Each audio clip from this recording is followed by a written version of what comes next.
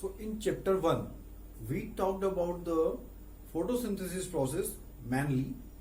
We talked that plants अपना food बना सकते हैं by the process of photosynthesis, क्योंकि वो ऑटोट्रॉप्स होते हैं.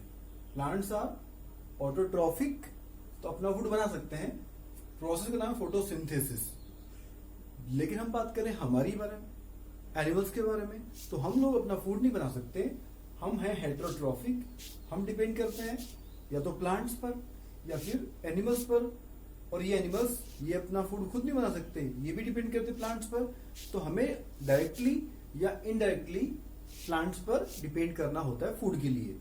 तो हमारा और बाकी एनिमल्स का न्यूट्रिशन क्या होता है हम इस चैप्टर में बात करेंगे. लास्ट चैप्टर में बात की प्लांट्स के बारे में, इसमें हम हमारे बारे में और बाकी एनिमल्स के बारे में बात करेंगे. एनिमल न्यूट्रिशन, तो इसमें 3 बातें शामिल हैं. पहली बात, नीड ऑफ न्यूट्रिएंट्स. न्यूट्रिएंट्स की नीड क्या है, जरूरत क्या है, तो हम ये पहले ही बात कर चुके हैं, बात करते हैं. Second, mode of intake. वो न्यूट्रिएंट्स को एनिमल्स या हम कैसे अपने बॉडी के अंदर इनटेक करते हैं, रिसीव करते हैं. And third is utilisation in body. हमारी बॉडी में उन न्यूट्रिएंट्स का यूज कैसे होता है. तो इन तीनों के बारे में बात करेंगे तो हमारा चैप्टर कंप्लीट हो जाएगा. तो फर्स्ट बात करते हैं नीड ऑफ न्यूट्रिएंट्स के बारे में. तो न्यूट्रिएंट्स की नीड के पहले हम बात करें कि कंपोनेंट्स कौन कौन से, न्यूट्रिएंट्स कौन कौन से होते हैं. तो लास्ट चैप्टर में हमने फर्स्ट चैप्टर में पढ़ा कि nutrients are the components of the food. Component कौन कौन से, यही carbohydrates, fats, proteins, vitamins, minerals, roughage, water etcetera. तो all these nutrients are needed for all the animals for different types of functions. हमने बात की सर्वाइवल के बारे में, एनर्जी के बारे में बात की हमने, बॉडी की डिफरेंट फंक्शंस के बारे में बात की हमने. तो these nutrients are needed by all the animals. करते क्या है, ये जो न्यूट्रिएंट्स होते हैं वो एक्चुअली जब हम अपनी बॉडी में रिसीव करते हैं, इनटेक करते हैं, तो वो इनके जो पार्टिकल्स का साइज है वो बड़ा होता है, कॉम्प्लेक्स होता है. हमने चपाती खाई तो उसमें जो कंपोनेंट्स ऑफ फूड है, कार्बोहाइड्रेट की हम बात करें तो वो कॉम्प्लेक्स है, वो बड़ा मॉलिक्यूल है. लेकिन हमारी बॉडी के हिसाब से हमें उसको छोटे पार्ट्स में बदलना होता है, सिंपल पार्ट में बदलना होता है, सिंपल टुकड़ों में बदलना होता है. तो इसको डायग्राम को देखिए, यहाँ पे कॉम्प्लेक्स फूड को सिंपल में बदलना. तो ये एक कॉम्प्लेक्स मॉलिक्यूल का डायग्राम समझिए कि इसमें यहाँ पे ये चेन है, इसके बाद एक इससे चेन छोटी जुड़ी हुई है 4 मॉलिक्यूल्स की, और इसके ऊपर 3 मॉलिक्यूल की एक चेन जुड़ी हुई है. सपोज ये एक मॉलिक्यूल है और उसमें अलग अलग इसके पार्ट्स हैं. ये एक बड़ा मॉलिक्यूल है, तो इसको छोटे पार्ट्स में बदलना पड़ेगा. हमने चपाती खाई तो ये एक चपाती का मॉलिक्यूल समझ लीजिए, इसमें जो कंपोनेंट्स हैं कार्बोहाइड्रेट्स का मॉलिक्यूल समझ लीजिए, उसको तोड़ना पड़ेगा छोटे पार्ट्स में. तो 1 2 3 छोटे पार्ट्स इसके बन गए हैं.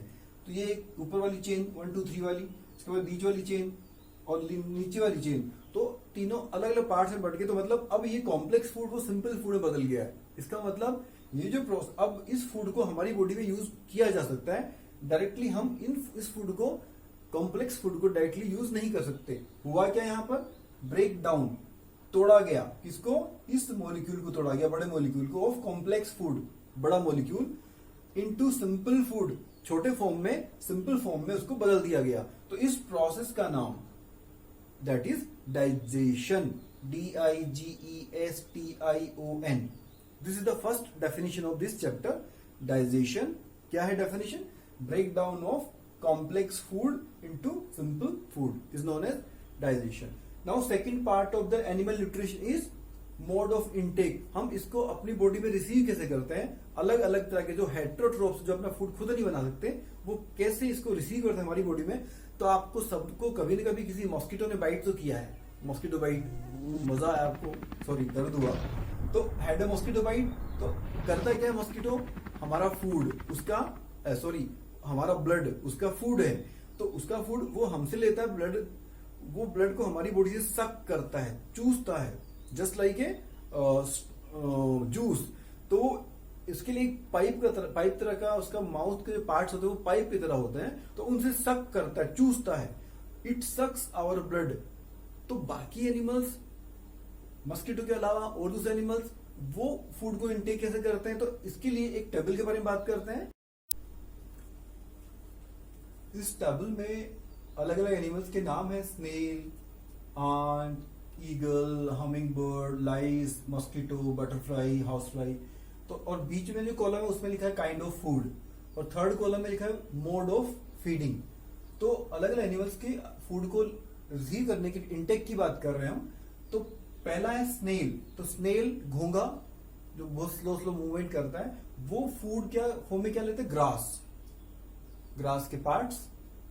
चूइंग उसका तरीका है, mode of feeding chewing. Second, chewing का मतलब चबाना। नेक्स्ट एंट, चींटी, वो क्या खाती है, इंसेक्ट्स, और इंसेक्ट्स को खाने का उसका तरीका है मोड ऑफ फीडिंग स्क्रैपिंग। वो स्क्रैप कर स्क्रैप मतलब कुतरना, छोटे छोटे पार्ट्स को कुतरते हुए। ईगल फ्लैश खाता है, मांस खाता है अदर एनिमल्स का। क्या करता है उसके लिए, वो कैप्चर करता है एंड स्वेलो करता है, पकड़ता है और उसको निगल लेता है। Next, humming bird. Humming bird आपने शायद फ्लावर्स के ऊपर उसको हम करते हुए, बज करते हुए, मंडराते हुए देखा होगा। वो छोटा सा एक बर्ड होता है, वो एक ही जगह पे स्थिर भी रह सकता है। तो वो अपने फूड के लिए उन फ्लावर से नेक्टर लेता है। नेक्टर हमने बात की, फ्लावर में नेक्टर होता है, क्लास 6 में उसका फ्लावर का डायग्राम हमने बनाया था। तो वो नेक्टर से सक करता है फूड को, चूसता है। लाइस, जू, जू भी ये भी सक करती है, लेकिन क्या, ब्लड हमारे शरीर से। मस्कीटो नेक्स्ट, ये ब्लड सक करता है, ये भी हमने बात की अभी। बटरफ्लाई, ये नेक्टर सक करती है। तो इन चारों में सकिंग मोड ऑफ इनटेक है। नेक्स्ट और लास्ट है हाउस फ्लाई, मक्खी, हमारी घरेलू मक्खी। तो वो डिकेइंग मैटर को फूड के रूप में इस्तेमाल करती है। और वो उसको इस्तेमाल कैसे करती है, डिकेइंग मैटर का मतलब यहाँ पर हमारा फूड भी हो सकता है, या कोई वेस्ट मटेरियल ओपन फील्ड में हो सकता है। तो वो डिकेइंग मैटर थोड़ा सा सॉफ्ट होता है, या फिर ये उसको सॉफ्ट बना भी लेती है, और उसके बाद में उसको स्पॉन्जिंग करती है। स्पॉन्जिंग मतलब उसको गीला कर लेती है, उसके बाद उसको वो खा जाती है। तो ये अलग अलग मोड ऑफ फीडिंग। स्टारफिश में इनटेक ऑफ फूड कैसे होता है, इसके बारे में बात करेंगे हम। इसमें स्ट्रेंज तरीका कैसे है। इसमें इनटेक ऑफ फूड के लिए, जैसे कि हम इसमें देख रहे हैं वीडियो में, इसमें एक सी स्टार दिखाया गया है जिसमें भी 5 फीट होते हैं। तो ये खाता है जो हार्ड शेल वाले सी में ऑयस्टर जैसे एनिमल्स होते हैं, उनके अंदर जो सॉफ्ट उनकी बॉडी पार्ट्स होते हैं उनको खाता है। तो पहले तो ढूंढता है, अगर इसको कोई शिकार मिल जाता है, जैसे कि अभी ढूंढ रहा है, अब इसको एक शिकार अगर मिल गया जिसका हार्ड शेल ओपन होगी, तो वो इसका सबसे अच्छा विक्टिम होगा। अब देखिए इसको मिल गया है शिकार जिसका हार्ड शेल ओपन है। जैसे ही इसको शिकार मिला, विक्टिम मिला, इसने क्या किया, इसके लिए एक स्पेशल कैमरा लगाया गया है ऑयस्टर के अंदर की तरफ, जिससे कि इतना अच्छा वीडियो शूट किया गया है। अब इस मिनिएचर कैमरे से देखने में पता लग रहा है कि जो सी स्टार है उसका स्टमक वो बाहर पॉप आउट हो रहा है, निकल रहा है, धीरे धीरे बाहर आ रहा है। और स्टमक के अंदर क्या होते हैं, एंजाइम्स, हमने बात की इसके बारे में, हम बात करेंगे, सॉरी। वो एंजाइम्स, डाइजेस्टिव एंजाइम्स, खूब सारे एंजाइम्स जो कि फूड को डाइजेस्ट कर देते हैं, कॉम्प्लेक्स से सिंपल फूड में बदल देते हैं। तो ये एंजाइम्स निकलते हैं और उसके ऑयस्टर के सीप के हार्ड शेल के अंदर वाले मसल्स के अंदर वाले पार्ट्स को, सॉफ्ट पार्ट्स को डाइजेस्ट कर लेते हैं। डाइजेस्ट करने के बाद में वो सारा का सारा डाइजेस्टेड फूड उसका स्टमक के साथ वापस बॉडी के अंदर रिट्रैक्ट हो जाता है, ले लिया जाता है। तो अभी वो डाइजेस्ट हो रहा है और ये सब कुछ वापस उसके स्टमक के थ्रू अंदर ले लिया जाएगा। तो बड़ी स्पेशल स्ट्रक्चर कि स्टमक बाहर आया और फूड को डाइजेस्ट करके वापस अब धीरे धीरे वो अंदर जा रहा है। अब ये देखिए वो अंदर चला गया और बच गया क्या, सी शेल का आउटर कवर। वो कवर देखिए आपको अब दिखेगा, एम्प्टी शेल। तो इस तरह से उसने स्पेशल तरीके से फूड एंगल्फ किया और निकल पड़े अगले शिकार पर। So the third part in the nutrition of animals, that is digestion in humans, हमारी बात करें तो ये न्यूट्रिशन एनिमल्स में यानी हमारे अंदर वो कैसे होता है। तो डाइजेशन की हमने डेफिनेशन की बात की कि कॉम्प्लेक्स मॉलिक्यूल्स को सिंपल मॉलिक्यूल्स में बदला जाता है। तो हमारी बॉडी में ये प्रोसेस करने के लिए, कॉम्प्लेक्स फूड को सिंपल फूड में बदलने के लिए एक ट्यूब लाइक स्ट्रक्चर है, माउथ से लेकर एनस तक फैली हुई है। माउथ से एनस तक की एक पाइपलाइन लाइक जो स्ट्रक्चर है वो एक्चुअली कहीं पर नैरो है, सिकुड़ी हुई है, सकरी है, कहीं पर वाइड है, चौड़ी है। नैरो एंड वाइड, तो अलग अलग उसके अलग अलग उसके हिस्से हैं। कंपार्टमेंट्स का मतलब हिस्से, पार्ट्स, टुकड़े, अलग अलग नहीं, जुड़े हुए सब आपस में। तो वो कहीं पर नैरो है, सकरी, कहीं पर चौड़ी है, वाइड है। तो वो पाइपलाइन जो स्ट्रक्चर है उसमें अलग अलग कंपार्टमेंट्स है, उनको बोलते हैं ऑर्गेन्स। कौन कौन से हैं, कुछ की बात करते हैं अभी। बक्कल कैविटी, इनके बारे में हम धीरे धीरे से आगे बात करेंगे तो समझ में आएगा आपको। ईसोफेगस, शुरुआत में ओ है, प्रोनाउंसिएशन है oesophagus. Third is stomach, stomach नहीं stomach. Fourth is small intestine. Fourth is large intestine. Sixth is rectum and seventh is anus. So mouth, buccal cavity mouth का एक पार्ट है, इसका पार्ट एक माउथ है। तो माउथ से लेकर एनस तक, माउथ से लेकर एनस तक एक पाइपलाइन स्ट्रक्चर है। उस स्ट्रक्चर का, उस पाइपलाइन का नाम क्या है, एलिमेंट्री कैनाल। कैनाल का मतलब नहर होता है ना, तो यहाँ पे ट्यूब है, तो एलिमेंट्री कैनाल। उसी का एक दूसरा नाम है डाइजेस्टिव ट्रैक्ट। इस ट्यूब का नाम एलिमेंट्री कैनाल या डाइजेस्टिव ट्रैक्ट। ट्रैक्ट का मतलब ट्यूब। इसके साथ में जब फूड इस ट्यूब के अंदर गुजरता है हमारी बॉडी में, तो उस फूड को डाइजेस्ट करना होता है, मतलब कॉम्प्लेक्स को सिंपल फूड में बदलना होता है। उसके लिए कुछ डाइजेस्टिव जूसेस, डाइजेस्टिव एंजाइम्स वो इस ट्यूब के अंदर आते हैं। वो कहां से आते हैं, इस ट्यूब के पास में जुड़े हुए अलग दूसरे तरह के ऑर्गेन्स होते हैं। उन ऑर्गेन्स को बोलते हैं associate glands. For example, associate glands के example salivary glands, liver and pancreas. तो ये तीनों अपने अपने अंदर से डाइजेस्टिव जूसेस सिक्रीट करते हैं और इस पाइपलाइन के अंदर डाल देते हैं, इस पाइपलाइन एलिमेंट्री कैनाल के अंदर डाल देते हैं, जिससे कि फूड का डाइजेशन होता है, कॉम्प्लेक्स से सिंपल फूड में बदलता है। तो ये पूरी जो प्रोसेस, ये दोनों जो पार्ट्स हैं, एक तो ट्यूब और दूसरा उसकी ग्लैंड्स। एसोसिएट मतलब हेल्प करने वाली ग्लैंड्स। तो ये दोनों मिलकर हमारी बॉडी का एक ऑर्गेन्स का मिला जुला एक सिस्टम बनाते हैं, जिसको बोलते हैं ह्यूमन डाइजेस्टिव सिस्टम। तो हम इसका अब डायग्राम बनाते हैं।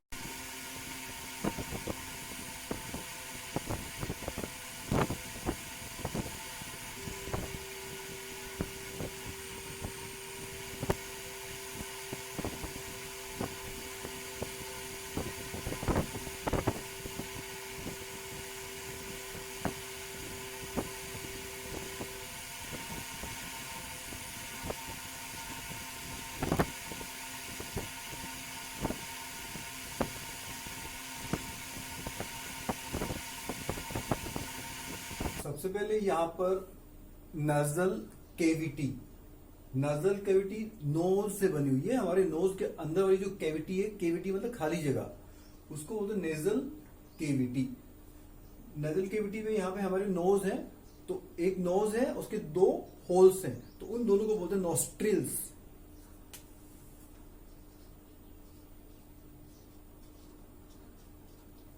तो नोस्ट्रिल्स कितने होते हैं, दो। नोज हमारा एक है। यहां से हम अपने माउथ को अगर देखें तो माउथ में हमारे अंदर की तरफ, माउथ के अंदर भी एक कैविटी है, खाली जगह है, तो उसको बोलते हैं बक्कल कैविटी। बक्कल कैविटी का दूसरा नाम है, बक्कल कैविटी का एक और नाम भी है ओरल कैविटी। ये दोनों कैविटीज यहां दोनों जाकर हमारे गले में एक जगह मिल रही है, तो इसको बोलते हैं फेरिंग्स। फेरिंग्स। उसके बाद में वहां से एक ट्यूब के फॉर्म में वो नीचे की तरफ जाते हैं, तो हमारे गले में जस्ट नीचे की तरफ यहाँ पर एक ट्यूब लाइक स्ट्रक्चर है, जो कि हमने यहाँ पर उसको पूरा नहीं बनाया, ये छूट गई है। इस ट्यूब लाइक स्ट्रक्चर का नाम है विंड पाइप। हमारे सांस की पाइप, रेस्पिरेटरी सिस्टम के बारे में हम बात करेंगे तब उसके बारे में पढ़ेंगे, क्योंकि ये फ्रंट साइड में होती है। हम जब बात कर रहे हैं डाइजेस्टिव सिस्टम की, तो इसकी जो ट्यूब है वो पीछे की तरफ है, और आगे की तरफ वो है ये विंड पाइप, जिसका दूसरा नाम है ट्रैकिया। इसमें CH का प्रोनाउंसिएशन क्या है, क, ट्रैकिया।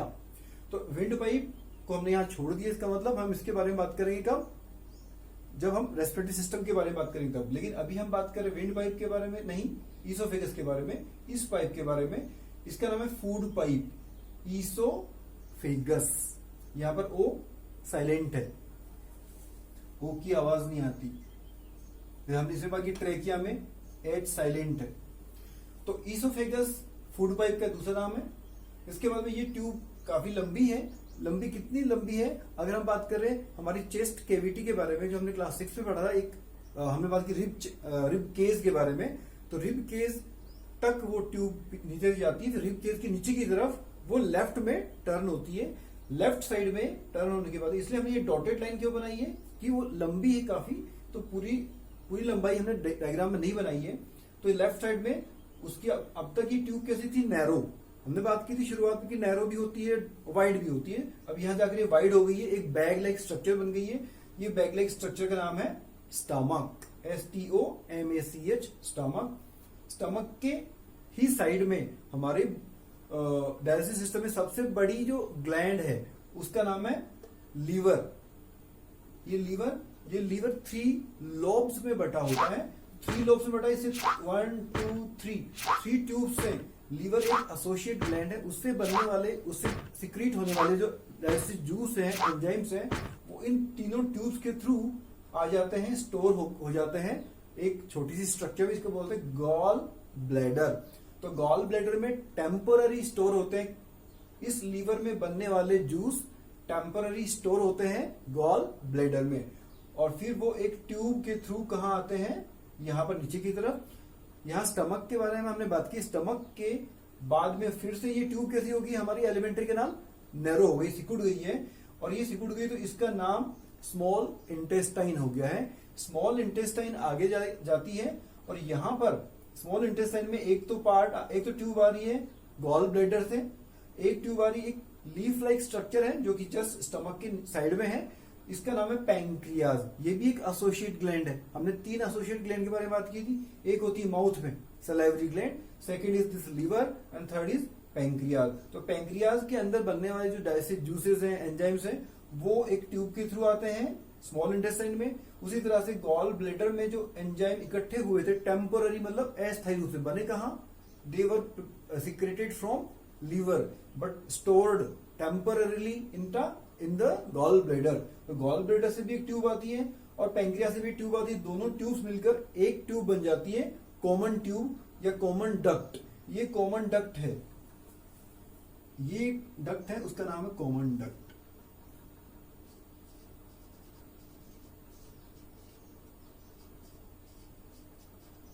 डक्ट का मतलब ट्यूब।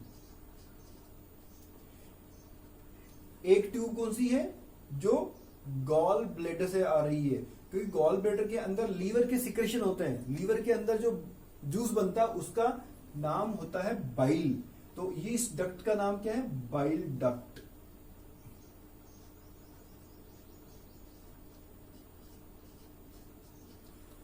इसी तरह से पैंक्रियास से बनने वाले जो जूसेस हैं, एंजाइम्स हैं, वो भी एक ट्यूब के थ्रू आते हैं।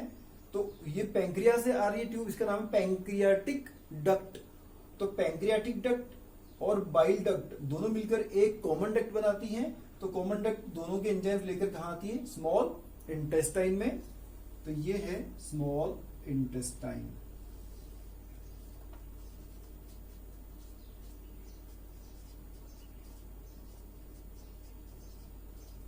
इसके नीचे का डायग्राम, हमारा बोर्ड छोटा रह गया है तो हम इसको हटाएंगे और नीचे का डायग्राम बनाएंगे।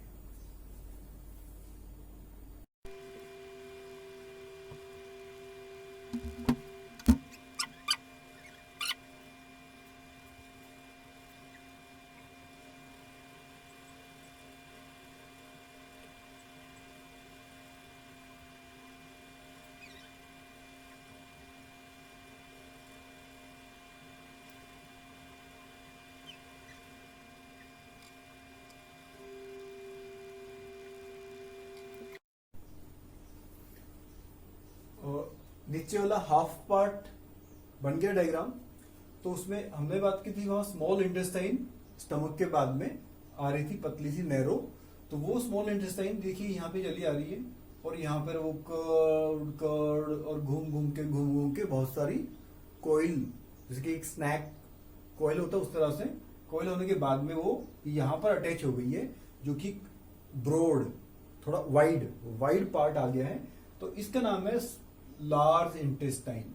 ये स्मॉल इंटेस्टाइन थी, इसका नाम है लार्ज इंटेस्टाइन। लार्ज इंटेस्टाइन के 3 पार्ट्स हैं, एक तो ऊपर की तरफ जा रही है, फिर वहां से राइट साइड में हॉरिजॉन्टल जा रही है, और उसके बाद में डाउनवर्ड्स नीचे की तरफ जा रही है। In higher classes you will talk and you will study about the different names of these. इसके बाद में नीचे आ रही है, नीचे आने के बाद में यहाँ पर वो उसका एक बड़ा सा पार्ट है जो कि रिसीव करने वाला पार्ट है, उसका नाम है रेक्टम। और रेक्टम के बाद में हमारी बॉडी के बाहर जाने के लिए यहाँ पर एक अपर्चर होता है, उसको बोलते हैं एनस। तो यहाँ पर हमने जहां देखा कि स्मॉल इंटेस्टाइन जुड़ रही है एक बड़े पार्ट से, वाइड पार्ट से, तो यहाँ पर एक स्मॉल स्ट्रक्चर, एक छोटे वॉर्म के लाइक स्ट्रक्चर, कीड़े जैसी स्ट्रक्चर है यहाँ पर, उसको बोलते हैं अपेंडिक्स। अपेंडिक्स का पूरा नाम vermi form appendix. Vermi form में जो वर्मी है VERMI, ये आपको थोड़ा सा जाना पहचाना लग रहा होगा, because we had talked about in this word in class 6th and in 7th also, vermicomposting. वहां वर्मी का मतलब वॉर्म था, WORM, यहाँ पे वर्मी है, तो वो उसी से बना है। English is a funny language, तो उसमें ये वर्ड बना है। तो वर्मी फॉर्म अपेंडिक्स, कीड़े जैसी स्ट्रक्चर वाली एक अपेंडिक्स स्ट्रक्चर है। तो इसके बारे में हम बात करेंगे, धीरे धीरे आगे बढ़ते जाएंगे तब। तो this is the complete structure of human digestive system. तो न्यूट्रिशन जो ह्यूमन बींग्स में हमारे अंदर होता है वो टोटल 5 स्टेप्स में बटा हुआ है। वो 5 स्टेप्स कौन कौन सी हैं, शुरुआत से लेकर अंत तक। First, ingestion, digestion, absorption, assimilation and egestion. यहाँ पे फर्स्ट इंजेशन है, उसमें हमारी बॉडी में फूड को लिया जाता है, इंटेक ऑफ फूड। हम बाइट बना बनाकर हमारे माउथ के थ्रू हमारी बॉडी में फूड को रिसीव करते हैं, that is ingestion. Then digestion, हमने डेफिनेशन की बात की डाइजेशन की, दैट कॉम्प्लेक्स फूड को सिंपल फूड में ब्रेक डाउन करना, that is break down into simple food, तो that is digestion. Third, absorption, जब फूड सिंपल फूड में कन्वर्ट हो गया है, then that simple food has to be taken to all the body parts in our body. सबके पास जाना है तो वो ब्लड के थ्रू जाता है, तो ब्लड में वो एब्जॉर्ब हो जाता है। ये कहाँ होता है, स्मॉल इंटेस्टाइन में, हम बात करेंगे बाद में। तो इनटू ब्लड होल बॉडी पहुंच गया। इसके बाद में वो जो सिंपल फूड था हमारी बॉडी में पहुंच गया है। नाउ इसका हमारी बॉडी के अकॉर्डिंग, नीड के अकॉर्डिंग, कार्बोहाइड्रेट कहाँ चाहिए, फैट कितना चाहिए, कहाँ चाहिए, तो उसके हिसाब से हमारी बॉडी में उसका यूज होता है। तो that is assimilation, use of the digested food, simple food का use, that is assimilation. Then in the last, egestion, हमारी बॉडी में जो फूड का डाइजेशन हो गया है डाइजेस्टिव सिस्टम में, उसके बाद में उसमें कुछ ऐसा मटेरियल था that is not useful for our body, that is undigested waste, जो डाइजेस्ट भी नहीं हुआ है और वो वेस्ट है हमारी बॉडी के लिए, तो उसको रिमूव किया जाता है, बॉडी के बाहर निकाला जाता है, दैट इज इजेशन। तो these 5 steps are there in a human digestion. तो हम अब ह्यूमन डाइजेस्टिव सिस्टम के डिफरेंट पार्ट्स के बारे में बात करते हैं। सबसे पहले बात करते हैं बक्कल केविटी के बारे में। बक्कल केविटी फर्स्ट पार्ट है। बक्कल जो वर्ड है उसका मतलब होता है ओरल, मतलब मुंह से रिलेटेड, और केविटी में जो CAV है वो उससे बना एक वर्ड CAVE से लिया गया है। तो केव का मतलब गुफा, तो हमारे मुंह के अंदर भी गुफा एक समझ लीजिए। तो उस गुफा का जो एक तो है उसकी छत, रूफ, और एक उसका है फर्श, फ्लोर। तो जो छत है उसका तो नाम है पैलेट। हमारे मुंह के अंदर की कैविटी की छत की बात कर रहे हैं हम, अपने घर की छत की बात नहीं कर रहे। तो पैलेट, तो पैलेट जो है हमारा, उसका एक फ्रंट वाला पार्ट, आप टंग से टच करके देखिए, आगे वाला फ्रंट वाला पार्ट आपको कैसा लगा, वो हार्ड है, पीछे वाला सॉफ्ट है। तो आगे वाला हार्ड पैलेट और पीछे वाला सॉफ्ट पैलेट। इसके बाद में बात करें हमारे इसके फ्लोर के बारे में, तो फ्लोर बना है मसल्स से बनी हुई टंग का। टंग इज मस्कुलर, टंग मतलब हमारी जीभ, तो मस्कुलर होती है, इसमें ओनली मसल्स होती है, इसमें बोन्स नहीं होती। इसका डायग्राम देखिए, डायग्राम में आपको ये डॉट लाइक स्ट्रक्चर जो नजर आ रही है वो एक्चुअली टेस्ट बर्ड्स हैं। जब आप मिरर में अपनी टंग को देखते हैं तो आप उसको देखिए, उसमें डॉट लाइक स्ट्रक्चर, खूब सारी डॉट लाइक स्ट्रक्चर्स हैं।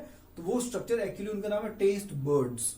और वो टेस्ट बर्ड्स केवल हमारी टंग की ऊपर की सरफेस पे होती है, नीचे वाली सरफेस पे नहीं होती है। आप टेस्ट करके देखिए, नीचे वाली टंग का जो नीचे वाला पोर्शन है वहां से किसी फूड मटेरियल को यू कांट टेस्ट इट, आप इसको टेस्ट नहीं कर पाओगे, because there are no taste buds, वहां टेस्ट बर्ड्स नहीं है। तो ये अपर सरफेस भी होती है। हमारी बॉडी के कुछ और भी पार्ट्स हैं, इसोफेगस की बात करें या इसके अलावा हम बात करें हमारे चीक्स के अंदर वाले पार्ट भी, वहां पर भी कुछ टेस्ट बर्ड्स होती हैं। तो ये अपर सरफेस पे होती है मोस्टली। हम अगर टंग की बात करें तो ये टेस्ट बर्ड्स में होते हैं बहुत छोटी छोटी रिसेप्टर, रिसीव करने वाले, टेस्ट का पता लगाने वाले वो रिसेप्टर्स हैं, उनका नाम है पैपिली। पैपिली प्लूरल है, सिंगुलर होता है पैपिला, ई हट जाएगा तो पैपिला उसका सिंगुलर हो जाएगा। अब हम बात करें कि टेस्ट कौन कौन से होते हैं मेनली, तो वो 5 तरह के टेस्ट हैं। स्वीट मीठा, सॉल्टी नमकीन, सॉर खट्टा, बिटर कड़वा, एंड उमामी।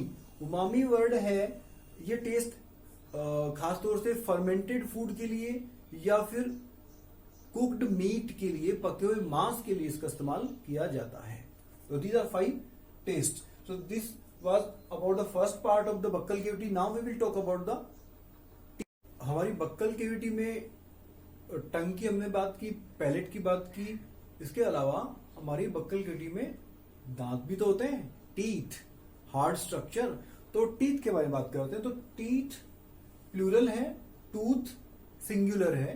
तो ये टाइप्स ऑफ टीथ की बात करते हैं, कितने तरह के टाइप्स के हमारे बक्कल कैविटी में दांत होते हैं, टीथ होते हैं। तो वो 2 तरह के होते हैं मेनली। किसके बेसिस पर?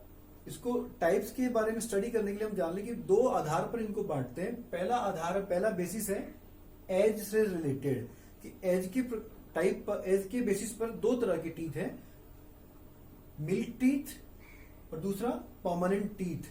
मिल्क टीथ का मतलब यह है कि बच्चा जब इन्फेंट होता है, इन्फेंट INFANT, इन्फेंट मतलब 0 to 2 ईयर्स की एज वाला, 2 साल की एज तक का बच्चा, उसको इन्फेंट बोलते हैं। तो इस एज को बोलते हैं इन्फेंसी।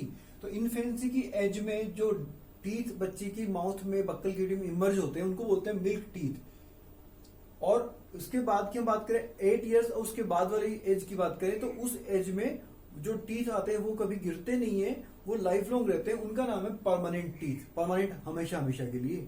कैसे हम बात करते हैं? तो मिल्क टीथ की बात करें पहले, डेसिडुअस होते हैं, मतलब गिर जाते हैं, पतझड़ जैसे होता है मौसम, तो उसी तरह से इनका भी डेसिडुअस मौसम की तरह ये भी गिर जाते हैं, फॉल ऑफ गिर जाते हैं। कब तक की उम्र तक? 8 ईयर्स की एज तक, उसके आसपास, ये फिक्स नहीं है, 8 ईयर्स के आसपास ये फॉल ऑफ हो जाए, गिर जाते हैं। परमानेंट टीथ ये लाइफ लॉन्ग रहते हैं। लाइफ लॉन्ग का मतलब यहाँ पर ये है कि वो भी गिर सकते हैं लाइफ लॉन्ग के बात करें। फॉल ऑफ का मतलब वो गिर जाते हैं। कब गिर सकते हैं? वो गिर सकते हैं या तो ओल्ड एज, बुढ़ापे में, या फिर कोई डिजीज हो गई है, बीमारी हो गई है, या फिर अगर हमने ध्यान नहीं दिया, हमारे टीथ का प्रॉपरली ब्रश नहीं किया, हमने प्रॉपरली क्लीन नहीं रखा उनको, तो भी वो किसी डिजीज के कारण गिर सकते हैं। मिल्क टीथ की बात करें कि ये इमर्ज होते हैं 0 to 2 ईयर्स की एज में, तो इनका टोटल नंबर होता है 20 और परमानेंट टीथ का टोटल नंबर होता है 32। Second basis types of teeth के बारे में पढ़ने के लिए, सेकेंड बेसिस मतलब दांतों के प्रकार का दूसरा आधार, वो क्या है? फंक्शन, कि उनका काम क्या है। तो फंक्शन के बेसिस पर 4 तरह के टीथ होते हैं। उन्हीं टीथ को हमने 4 टाइप से बांटा है। किसके बेसिस पर? फंक्शन के बेसिस पर, काम क्या करते हैं। पहला incisor, second canine, third pre molar and fourth is molar. Incisor, canine, pre molar and molar. Incisor की बात करें तो इनका फंक्शन क्या होता है? Cutting and biting.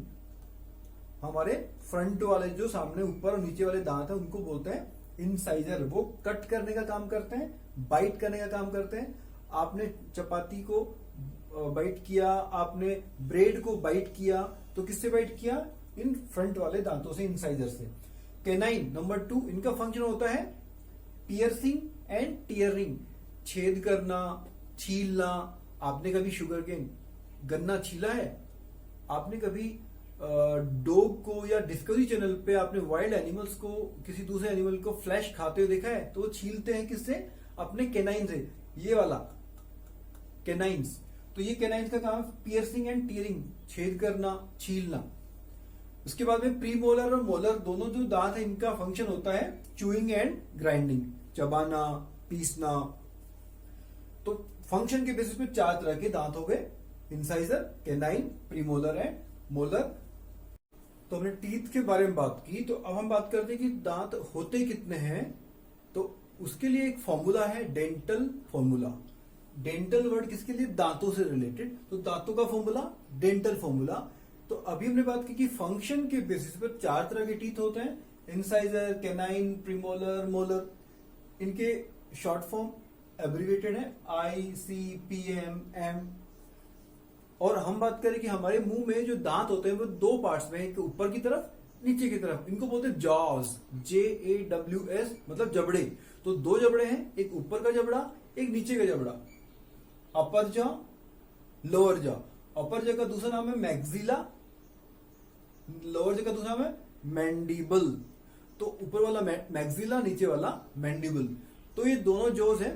अगर हम फॉर्मूले की बात करें तो हम अपने दोनों जोज को टोटल 4 पार्ट्स में बदलते हैं।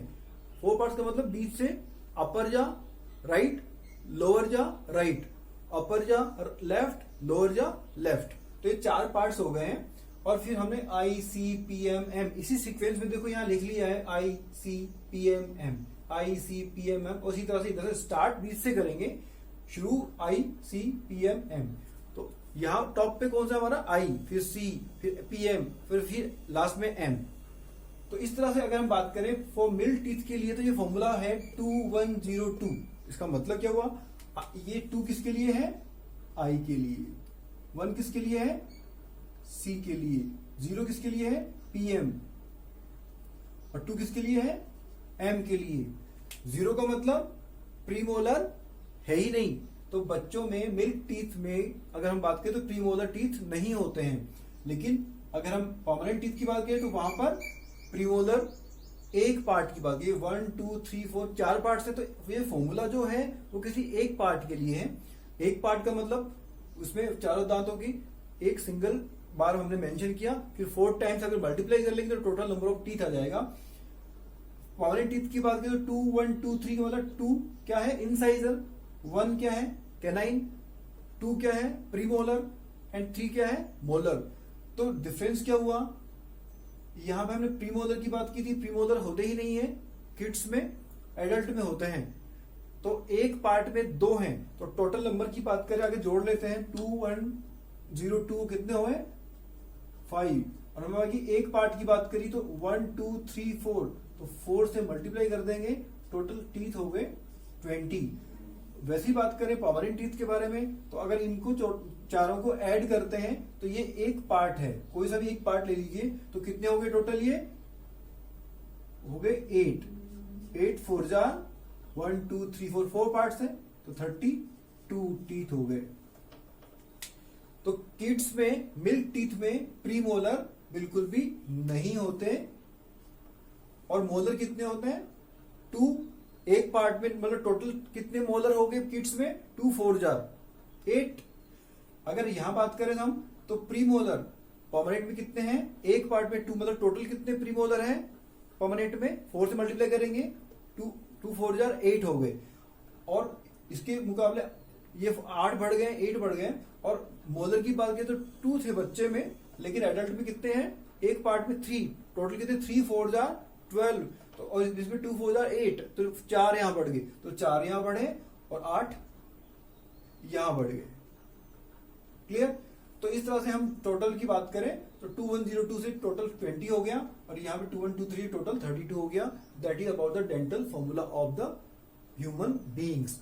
अलग अलग एनिमल्स में डेंटल फॉर्मूला अलग अलग होता है। हमने ह्यूमन बीइंग्स के बारे में बात की है कि डेंटल फॉर्मूला 2 तरह का। तो अब बक्कल केविटी के अंदर क्या होता है? हमने बात की कि वहां पे टीथ होते हैं और एक मस्कुलर टंग होती है। तो वहां जब फूड जाता है तो क्या होता है? तो सबसे पहले जब हमने फूड की बाइट बनाई, वो बाइट हमने मुंह में रखी, हमने इनटेक किया फूड का। तो ये 5 स्टेप्स में से पहली स्टेप है इंजेशन। इनटेक ऑफ फूड को हमने अपने बक्कल केविटी में रख लिया है, that is intake. So this is known as ingestion. Ingestion. अब फूड अंदर ले लिया, जैसे ही मुंह में हमने अपनी बाइट को लिया, फूड की बाइट को, हमारे मुंह के अंदर दो बातें शुरू होती है, क्योंकि वहां पे दो मेन चीजें हैं, पहली तो टंग और दूसरे हमारे टीथ। तो दोनों क्या करते हैं, तो टीथ के बारे में बात करें, टीथ 3 काम करते हैं, च्यू करते हैं, चबाते हैं, कट करते हैं, काटते हैं, और ग्राइंड करते हैं, पीसते हैं फूड को। और इसमें हेल्प करती है कौन, टंग। टंग क्या करती है, 3 काम करती है, ये भी 3 काम करती है, ये भी 3 काम करती है। पहला काम हेल्प्स इन चूइंग, तो ये जो चू करने का काम कर रहे हैं, काटने का काम कर रहे हैं, ग्राइंड करने का काम कर रहे हैं, इसमें हेल्प करती है। दूसरा काम मिक्सेस सलाइवा इन फूड, फूड की जो बाइट आई है उसमें सलाइवा को मिक्स करती है। अब ये सलाइवा क्या है, एक नया वर्ड आएगा ना, इसके बारे में बात करेंगे हम। और तीसरा काम करती है helps in swallowing the food, जो फूड डाइजेस्ट कर लिया, मुंह के अंदर चबा लिया, उसको निगलने में भी हेल्प करती है हमारी टंग। तो ये 3 काम है टंग के। टेस्ट की हम बात कर चुके हैं, टेस्ट भी करती है फूड का। अब सलाइवा की बात की कि सलाइवा को मिक्स करने का काम करती है टंग। तो ये सलाइवा क्या चीज है, तो सलाइवा के बारे में बात करते हैं। ये अब आप सोचिए कि आप अपनी किसी स्वीट डिश के बारे में सोचिए, आपके मम्मा पापा ने बोला कि आपको आज वो स्वीट डिश मैं लाकर दूंगा, तो आपको केवल ये बात बोलने से ही आपके मुंह में एक लिक्विड का सिक्रेशन शुरू हो गया है, आपके मुंह का टेस्ट बदल गया, एक लिक्विड आपके मुंह में निकलना शुरू हो गया है। वो लिक्विड क्या है, आपने दूर से आपकी कोई फेवरेट चीज देखी, jalebi, whatever, any delicacy, any sweet dish, any dessert, देखते ही आपको कई बार तो सोचते ही आपके मुंह में पानी आने लगता है। तो that liquid in your mouth, that is saliva.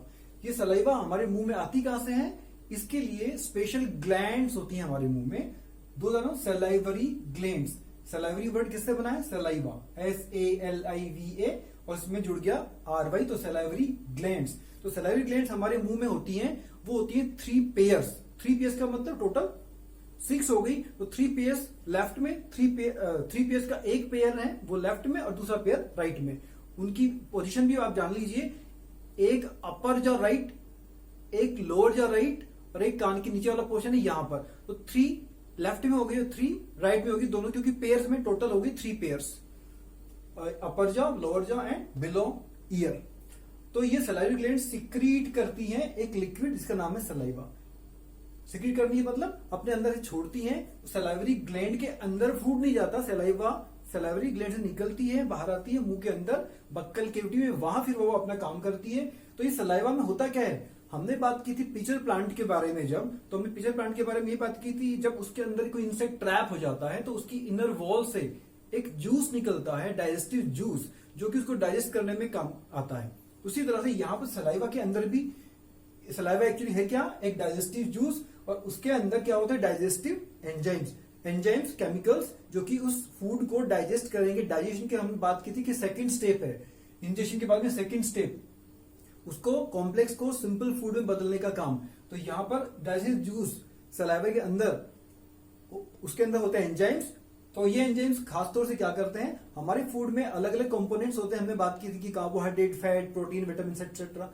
उनमें जो कार्बोहाइड्रेट है कौन सा, स्टार्च। तो ये कॉम्प्लेक्स मोलिक्यूल है, बड़ा मोलिक्यूल है, उसको छोटे मोलिक्यूल में बदलना, जो कि क्या नाम है, ग्लूकोज। तो स्टार्च को ग्लूकोज में बदलने का काम करते हैं डाइजेस्टिव एंजाइम्स, जो कि होता है सलाइवा के अंदर। इनका नाम भी एक है, आप अगर जानकारी के लिए रख लें, उसका नाम है एमाइलेज।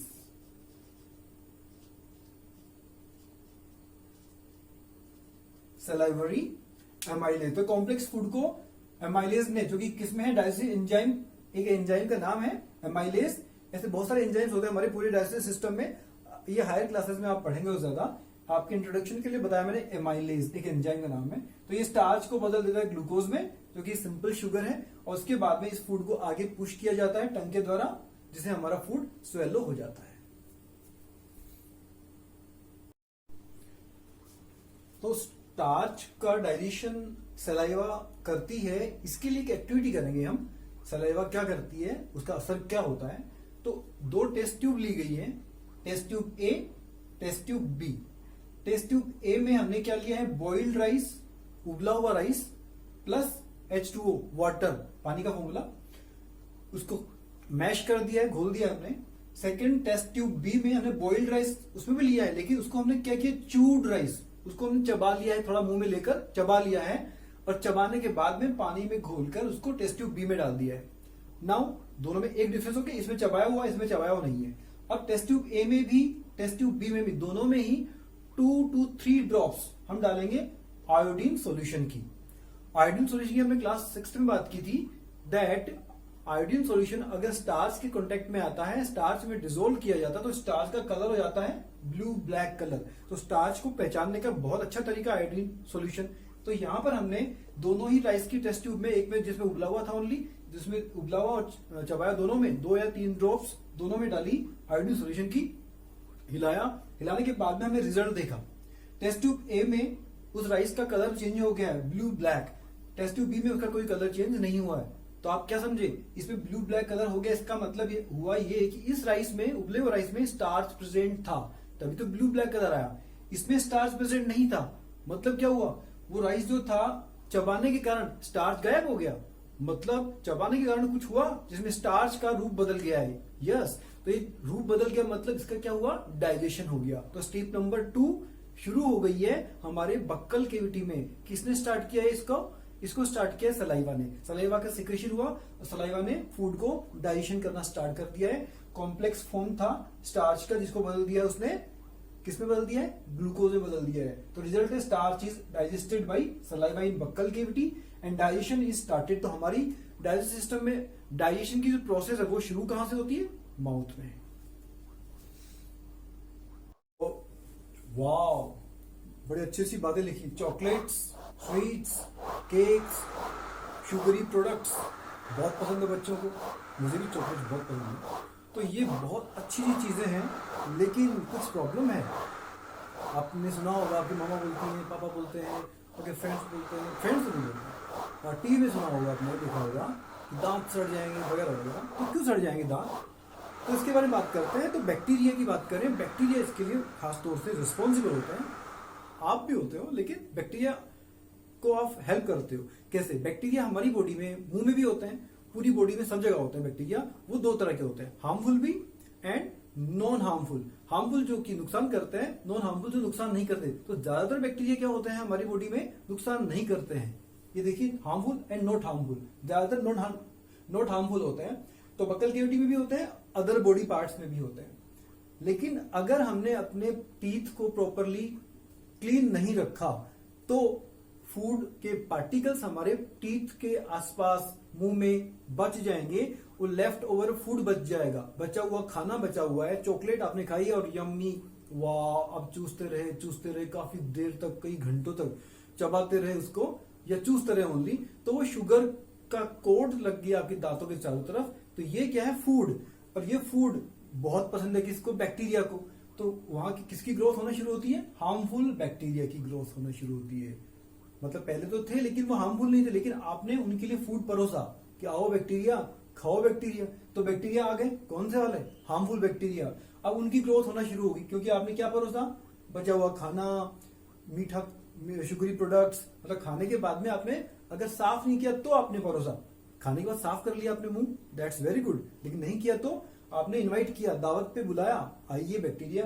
तो बैक्टीरिया आना शुरू करते हैं, वो फूड को क्या करते हैं, तोड़ देते हैं। The food is broken into simple parts and release acids, और एसिड रिलीज होते हैं।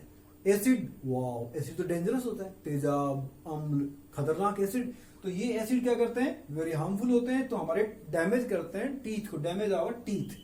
तो इस तरह के डैमेज को, टीथ के डैमेज को बोलते हैं टूथ डीके। डीके तो हमने बात की थी सेप्रोट्रॉप्स के बारे में कि सेप्रोट्रॉप क्या करते हैं, डेड डीकेइंग रोटन मटेरियल को खाते हैं। तो यहाँ पे अब डीके रोटन मटेरियल को कौन हो गया है, हमारे टीथ हो गए, बैक्टीरिया ने कर दिया, हमने करवाया एक्चुअली। तो टूथ डीके में 2 चीजें हो सकती हैं, या तो टूथ एक होता है, दांतों में दर्द, टूथ एक में ACHE में H इज साइलेंट, H गूंगा है, English is a funny language. और दूसरी प्रॉब्लम क्या होती है, टूथ लॉस, दांत गिर जाते हैं। हमने बात की परमानेंट टीथ तो बहुत लाइफ लॉन्ग रहते हैं, लेकिन बीमारी के कारण गिर जाते हैं, डिजीज के कारण गिर जाते हैं। तो आपने एक बीमारी पैदा की ना खुद से, टूथ डिके वाली, तो दांत गिर गए। तो हम क्या करें, हम करें ब्रश ट्वाइस ए डे, कम से कम 2 बार, ट्वाइस का मतलब 2 बार। क्लीन आफ्टर एवरी मील, दांतों को हमारे मुंह को हम कुछ भी खाते हैं, एवरी मील तो है ही, इसके अलावा कुछ भी खाते हैं तो उसके बाद में अपने को मुंह साफ करना जरूरी है। और use dental floss. Dental floss एक स्ट्रॉन्ग धागा होता है जो दांतों के बीच में फंसे हुए फूड पार्टिकल्स को हटाता है, तो उसका इस्तेमाल करें और खुश रहें। आपको कभी बोला गया कि अरे बेटा हिचकी आ रही है, मम्मा याद कर रही है, पापा याद कर रहे हैं, भैया याद कर रहे हैं, मम्मा ने बोला कि वो नानी याद कर रही है, उसने बोला दादी जी याद कर रही है, बट ऐसा होता है क्या? हिकअप्स, हिचकी, HICCUPS, हिकअप्स कैसे आती है? तो ये आती हैं क्यों? क्योंकि आपको ये भी बोला गया, कई बार बोला जाता है बेटा खाना खाने के दौरान बातें नहीं करना। तो ऐसा क्यों? तो देखिए इसके पीछे कारण है कि जब हमने बात की थी डाइजेस्टिव सिस्टम का डायग्राम बनाया था तब, तो हमने फेरिंग्स, हमारे गले में हमने वी शेप की स्ट्रक्चर के बारे में बात की थी, दैट इज फेरिंग्स। तो फेरिंग्स के बाद में हमने नीचे की तरफ 2 ट्यूब बनाई, एक बनाई विंड पाइप आगे की तरफ, जिसको हमने थोड़ा सा बनाया था, पूरा नहीं बनाया था, और हमने बात की थी कि ये बाद में बनाएंगे रेस्पिरेटरी सिस्टम का डायग्राम जब पढ़ेंगे तब। और दूसरी उसके पीछे की तरफ हमने बनाई फूड पाइप, ईसोफेगस। तो वहां पर दोनों ही की ओपनिंग है, दोनों का ही पैसेज, दोनों का ही खुला है मुंह वहां पर। तो जब हम सांस लेते हैं तब विंड पाइप का ऊपर एक ढक्कन भी था, हमने बात की थी एपिग्लोटिस। तो जब हम सांस लेते हैं तभी हम बोल पाते हैं। क्या आप बिना सांस लिया बोल सकते हैं? ट्राई कीजिए। मैं तो नहीं कर सकता। केवल हम केवल ये मतलब हम सांस छोड़ सकते हैं लेकिन ले नहीं पा रहे हैं। जब लेंगे सांस तभी हम बोल पाते हैं, या सॉरी जब हम सांस छोड़ेंगे तभी बोल पाएंगे, लेकिन कैसे आप कर नहीं पाओगे ना। जब ढक्कन खुलेगा तभी ये आवाजें आएंगी। ढक्कन खुलेगा मतलब एपिग्लोटिस, सांस लेंगे छोड़ेंगे तभी आवाज आएगी। तो उस वक्त अगर आप खाना खा रहे हैं, अगर आप बातें करने लगे तो बातें करने के लिए आपको सांस लेनी पड़ेगी, छोड़नी पड़ेगी, तो ढक्कन खुल जाएगा, एपिग्लोटिस खुल जाएगा, लीड ऑफ विंड पाइप खुल जाएगा। एपिग्लोटिस का मतलब, एपी का मतलब अपर, ग्लोटिस का मतलब विंड पाइप। विंड पाइप का दूसरा नाम ग्लोटिस भी है, एक नाम हमने ट्रेकिया की बात की थी। तो ग्लोटिस का ऊपर वाला जो ढक्कन है वो खुलता है, और खुलता है तो वहां फूड भी हम खा रहे हैं, तो फूड के पार्टिकल जो कि विंड पाइप जो जाने थे फूड पाइप में, कुछ पार्टिकल्स विंड पाइप में भी चले गए हैं, और ये हो गई है डेंजरस चीज। तो उसके लिए हमारी बॉडी में एक ऑटोमेटिक एक्शन होता है, जैसे कि अगर आपकी आईज की तरफ कोई हाथ बढ़ता है तो आपकी आईलिड्स अपने आप ही आपकी आईज को बंद कर लेती हैं। उसी तरह से एक ऑटोमेटिक एक्शन होता है, उसको बोलते हैं रिफ्लेक्स एक्शन। तो ये रिफ्लेक्स एक्शन क्या होता है? हिकअप्स के फॉर्म में होता है, हिचकी के रूप में, या कफ, खांसी आती है आपको, या आपका गला चौक हो जाता है, चौकिंग सेंसेशन, गला बंद हो जाता है, आपको बड़ी प्रॉब्लम होती है, तकलीफ होती है, काफी देर के बाद में आपको उससे राहत मिलती है। तो ये ऑटोमेटिक एक्शन है, इनके द्वारा वो फूड पार्टिकल जो कि विंड पाइप में अटक गए हैं उनको बाहर निकाला जा रहा है, एक्सपेल किया जा रहा है। तो ये सब चीजें कब बंद हो जाएंगी? जब फूड पार्टिकल जो विंड पाइप में चले गए हैं वो वापस निकल जाएंगे और फूड पाइप में चले जाएंगे, तब आपको राहत मिलेगी। So don't talk while you are eating. हमने फूड की बाइट को चू किया, उसका डाइजेशन हो गया, वहां से हमने टंग की हेल्प से उस फूड की बाइट को हमने पुश किया, तो वो फूड बाइट हमारे फेरिंग से होते हुए नीचे चली गई, कहां? फूड पाइप में, ईसोफेगस। तो वहां क्या होता है? What happens inside the food pipe और ईसोफेगस? ईसोफेगस की स्पेलिंग आपने देखी, ओ साइलेंट है, प्रोनाउंसिएशन में स्टार्ट होता है ई से, ओ साइलेंट है।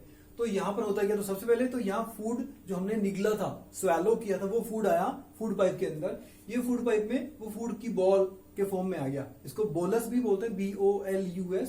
तो ये बोलस यहाँ आ गया। इसके बाद में ये जो फूड पाइप है वो किसकी बनी है? एक्चुअली ये बनी है मसल्स की, ये मस्क्यूलर है।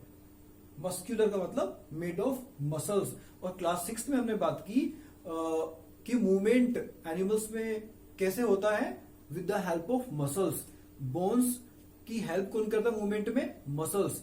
मसल्स क्या काम करती? 2, पहला contraction and relaxation. So these 2 functions are done by the muscles. So in this structure of esophagus, in the stomach, in intestine, in full complete alimentary canal, actually all these muscles are doing the work of contraction and relaxation. तो इस तरह की motion के कारण food की जो ball थी वो ऊपर से नीचे की तरफ डाउनवर्ड उसको पुश किया जा रहा है। Food is pushed by walls of oesophagus. तो this process is known as peristalsis. इसका नाम है peristalsis. Food is pushed by the walls of the oesophagus. ये स्टमक में भी होता है, स्मॉल इंटेस्टाइन में, लार्ज इंटेस्टाइन में, रेक्टम में, सब जगह होता है। तो इसका नाम है पेरिस्टालसिस। अच्छा, तो फूड नीचे आ गया, स्टमक के अंदर आ गया। लेकिन कई बार होता है ये कि स्टमक में फूड आया लेकिन हमें वॉमिट हो गई। The food is pushed out from there and it is out of the mouth. ये वॉमिट किया आपने, उल्टी क्यों कर दिया आपने? जो फूड डाउनवर्ड जाना था वो अपवर्ड आ गया, अपोजिट डायरेक्शन में, तो इसको बोलते हैं vomiting. The food is throne up, वापस फेंक दिया गया फूड। इसका मतलब एक्सेप्ट नहीं किया स्टमक ने। दिस इज स्टमक, तो स्टमक ने एक्सेप्ट नहीं किया फूड को। Food is not accepted by stomach. तो स्टमक एक्सेप्ट क्यों नहीं कर रहा? उसके पीछे कारण क्या है? मतलब फूड उसको पसंद नहीं आया। पसंद क्यों नहीं आया? The reason is food is stale. Stale मतलब बासी फूड है, फ्रेश फूड नहीं है, ताजा नहीं है, पुराना बासी फूड है, स्टेल है। इन्फेक्टेड बाई माइक्रोब्स, या हो सकता है वो फूड इन्फेक्टेड है माइक्रोब्स के द्वारा, वायरस के द्वारा। तो स्टमक इसको एक्सेप्ट नहीं करता और रिजल्ट क्या होता है?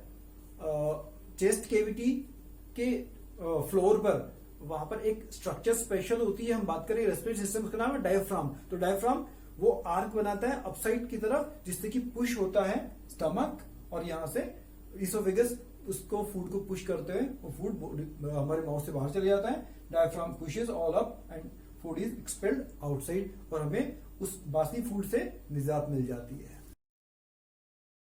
इसोफेगस से फूड पुश होने के बाद में स्टमक में आ गया।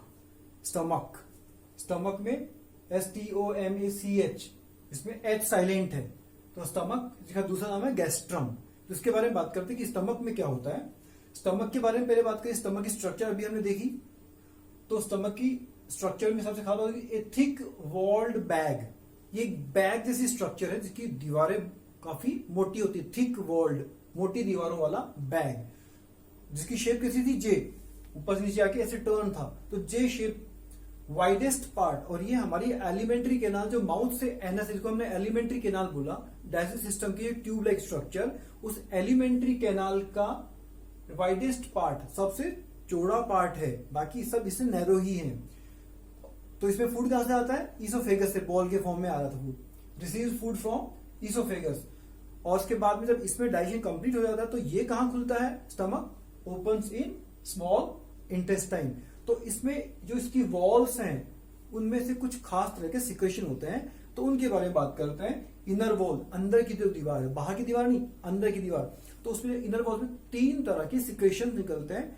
तो वो तीनों तरह के सिक्रेशन में क्या क्या होता है? पहला होता है म्यूकस, MUCOUS। म्यूकस एक चिपचिपा पदार्थ होता है, स्टिकी सब्सटेंस, और इस स्टिकी सब्सटेंस प्रोटेक्ट करता है, बचाता है फ्रॉम एसिड। स्टमक को खुद को बचाता है एसिड से। एसिड कहां होता है? तो क्योंकि हमने बात की कि इसकी इनर वॉल 3 तरह की चीज सिक्रेट करती है, तो सेकंड चीज क्या सिक्रेट करती है? एक एसिड, उसका नाम है हाइड्रोक्लोरिक एसिड। हाइड्रोक्लोरिक एसिड में, क्लोरिक में H साइलेंट है, तो इसका प्रोनाउंसिएशन क्या हुआ? हाइड्रोक्लोरिक एसिड, जिसका फॉर्मूला होता है H कैपिटल है, C भी कैपिटल है, L स्मॉल है, HCl, हाइड्रोक्लोरिक एसिड। तो ये हाइड्रोक्लोरिक एसिड भी रिलीज होता है स्टमक की इनर वॉल से। तो ये एसिड होता है और बड़ा खतरनाक होता है। तो इससे बचाने के लिए स्टमक की इनर वॉल से म्यूकस भी निकलता है। वाह, यहीं पर नुकसान भी है। इसी के कारण बचाने के लिए एजेंट तैयार है। लेकिन आखिरकार ये एसिड रिलीज होता ही क्यों है जब इतना खतरनाक है? यस, बड़ा इंपॉर्टेंट क्वेश्चन है। तो इसका जवाब है, ये एसिड क्या करता है? 2 काम करता है। पहला, किल्स बैक्टीरिया। उस फूड में जो कि हमारे गैस्ट्रम में, स्टमक में आया, अगर उसमें बैक्टीरिया है तो उनको मारने का काम करेगा पहला। तो दूसरा काम करेगा, ये एसिडिक मीडियम बनाएगा। वो जो फूड हमारे माउथ में च्यू होने के बाद में थोड़ा सा पार्शियली डाइजेस्ट हुआ था, वो फूड हमारे स्टमक में आया है, तो उसको डाइजेस्ट करने के लिए जो मीडियम चाहिए, क्योंकि जो थर्ड वाले जो एंजाइम है, थर्ड की बात करेंगे, वो काम कब करेगा? वो कब काम करेगा? ओनली तब जब उस फूड का मीडियम, स्टमक के अंदर फूड का मीडियम कैसा होगा? एसिडिक, मतलब खट्टा मीडियम हो जाएगा तब। तो इसके लिए एसिड रिलीज होता है, और एसिड बचाने के लिए म्यूकस है। और ये एसिडिक मीडियम किसके लिए बनाया गया? जिससे कि थर्ड वाला जो इसका पार्ट है, कंपोनेंट इसकी वॉल से निकलने वाला, वो काम कर सके। तो वो थर्ड वाला है क्या? वो गैस्ट्रिक जूस है। गैस्ट्रिक वर्ड किससे बना है? गैस्ट्रम से, जो स्टमक का दूसरा नाम है। तो गैस्ट्रिक जूस, वाओ, जूस ही जूस निकल रहा है स्टमक के अंदर। कभी हम सलाइवरी गैलन में सलाइवा की बात कर रहे थे, और अभी इंटेस्टाइन की बात भी करनी है, वहां पर भी जूस है खूब सारे, लेकिन ये हमें पीने के लिए नहीं, ऑटोमेटिकली हमारे बॉडी में निकलते रहते हैं, उसका काम होते रहता है। तो गैस्ट्रिक जूस, इसमें होते हैं एंजाइम्स, डाइजेस्टिव एंजाइम्स, जो कि डाइजेस्ट करने में हेल्प करेंगे। तो हमने बात की थी माउथ में एमाइलेज के बारे में, जो कि स्टार्च को, मतलब कार्बोहाइड्रेट को डाइजेस्ट करता है। अब यहां पर हम बात करते हैं एंजाइम के बारे में, तो उस एंजाइम का नाम है पेप्सिन। बड़ा अच्छा नाम है, पेप्सी में एन जुड़ गया है, पेप्सिन। तो ये पेप्सिन नाम का एंजाइम वो फूड के कंपोनेंट नंबर 2 को करता है डाइजेस्ट, प्रोटीन को, कार्बोहाइड्रेट को नहीं कर रहा है। किसको कर रहा है? प्रोटीन को कर रहा है। तो प्रोटीन एक कॉम्प्लेक्स मॉलिक्यूल के फॉर्म में है, उसको सिंपल फॉर्म में बदलेगा, तो मतलब डाइजेशन होगा इसका। तो प्रोटीन किसमें बदल जाएगा? स्मॉल मॉलिक्यूल्स में, या तो पेप्टाइड में और या फिर एमिनो एसिड्स में। तो ये एमिनो एसिड्स सबसे सिंपल फॉर्म है किसका? प्रोटीन का। तो इस तरह से स्टमक में कंप्लीट डाइजेशन हो जाता है। इसके बाद में यहां से फूड आगे पुश होता है, कहां जाता है? स्मॉल इंटेस्टाइन में। हमने स्टमक के बारे में बात की, स्टमक काम कैसे करता है, उसमें जूस निकलते हैं, डाइजेशन होता है। तो इसके बारे में सबसे पहले देखा किसने था, इसके बारे में बात करते हैं। तो स्टमक के बारे में सबसे पहले देखा था एक यूएसए के डॉक्टर थे, नाम था डॉक्टर का विलियम ड्यूमोंट। 1822 में उन्होंने देखा। उन्होंने क्या देखा? उनके पास एक पेशेंट लाया गया, और वो पेशेंट को लगी थी शॉटगन। शॉटगन का मतलब एक खिलौने जैसी गन होती है, जैसे कि बर्ड्स को किसान लोग मारते हैं उड़ाने के लिए, तो उससे इंसान घायल हो सकता है। तो उस बंदे को शॉटगन से हिट हुआ था, वो उसकी चेस्ट पे और स्टमक में एक होल बन गया था, क्योंकि चेस्ट के पास में नीचे जस्ट, हमने यही बात की, स्टमक है जस्ट नीचे की तरफ, तो उसको एक होल हो गया स्टमक में, तो ब्लीडिंग हो रही थी उसको। तो तब डॉक्टर ने उसको ट्रीट तो किया ही, लेकिन उसके साथ ही उन्होंने देखा भी कि स्टमक में हो क्या रहा है। तो फर्स्ट टाइम ये देखा गया था, तो डिस्कवरी हुई। तो फर्स्ट टाइम उन्होंने क्या देखा कि उस स्टमक के अंदर क्या हो रहा है? चर्निंग ऑफ फूड, फूड की चर्निंग हो रही है, जैसे कि बटर मिल्क कर्ड से बटर मिल्क बनाया जाता है चर्निंग करके, तो उसी तरह से फूड की चर्निंग हो रही है, कहां? स्टमक के अंदर। दूसरा, juice secretion from inner walls, अंदर की जो दीवारें हैं स्टमक की, उनसे एक जूस निकल रहा है, जिसकी हमने बात की। उसमें 3 तरह की चीजें होती हैं। कौन कौन सी चीजें हमने बात की? सबसे म्यूकस, देन हमने बात की हाइड्रोक्लोरिक एसिड, एंड थर्ड बात की हमने गैस्ट्रिक जूस, जिसमें कौन सा एंजाइम? पेप्सिन। तो वो जूस निकल रहा है। और थर्ड बात उन्होंने नोटिस की कि स्टमक का जो नीचे वाला एंड, जो कि स्मॉल इंटेस्टाइन की तरफ जाता है, वो एंड केवल तब खुलता है जब व्हेन डाइजेशन इन इट, इसके अंदर जो डाइजेशन है, इट इज कंप्लीटेड, तभी इसके अंदर नीचे वाला जो पोर्शन है वो खुलता है। तो स्टमक में प्रोटीन का डाइजेशन हुआ, पार्शियल डाइजेशन, पूरा नहीं हुआ। वहां से फूड फिर एंटर करता है स्मॉल इंटेस्टाइन में। स्मॉल इंटेस्टाइन में जब एंटर करता है, तो हमने बात की कि यहाँ शुरुआत में जो इंटेस्टाइन का, स्मॉल इंटेस्टाइन का जो पार्ट है, वहां पर एक कॉमन डक्ट आकर जुड़ती है। वो कॉमन डक्ट कहां से आ रही है? एक तो आ रही है ऊपर की तरफ से, लीवर के बाद में गॉल ब्लैडर से, और नीचे की तरफ से आ रही है, वो आ रही है पेंक्रियाज से। तो ये दोनों ट्यूब्स भी आकर यहीं जुड़ती हैं एक कॉमन डक्ट के थ्रू। तो ये स्मॉल इंटेस्टाइन के अंदर वहां पर क्या होता है? तो सबसे पहले बात करें स्मॉल इंटेस्टाइन, नाम स्मॉल इंटेस्टाइन है, लेकिन होती बहुत लंबी। तो ये लंबाई में, लेंथ में तो बहुत ज्यादा होती है। कितनी है? 7.5 मीटर। ओ, मेरे से 5 गुना ज्यादा लंबी। वाह! तो फिर हमारी बॉडी में इतनी लंबी इंटेस्टाइन, तो फिर इसका नाम स्मॉल इंटेस्टाइन क्यों है?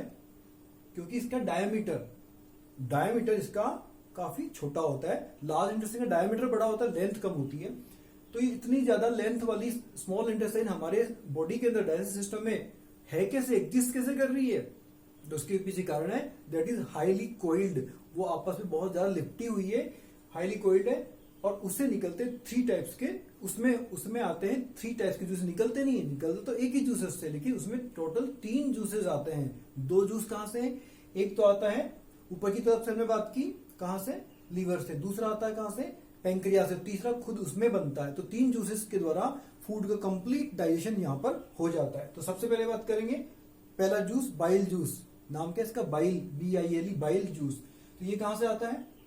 फ्रॉम लीवर से आता है।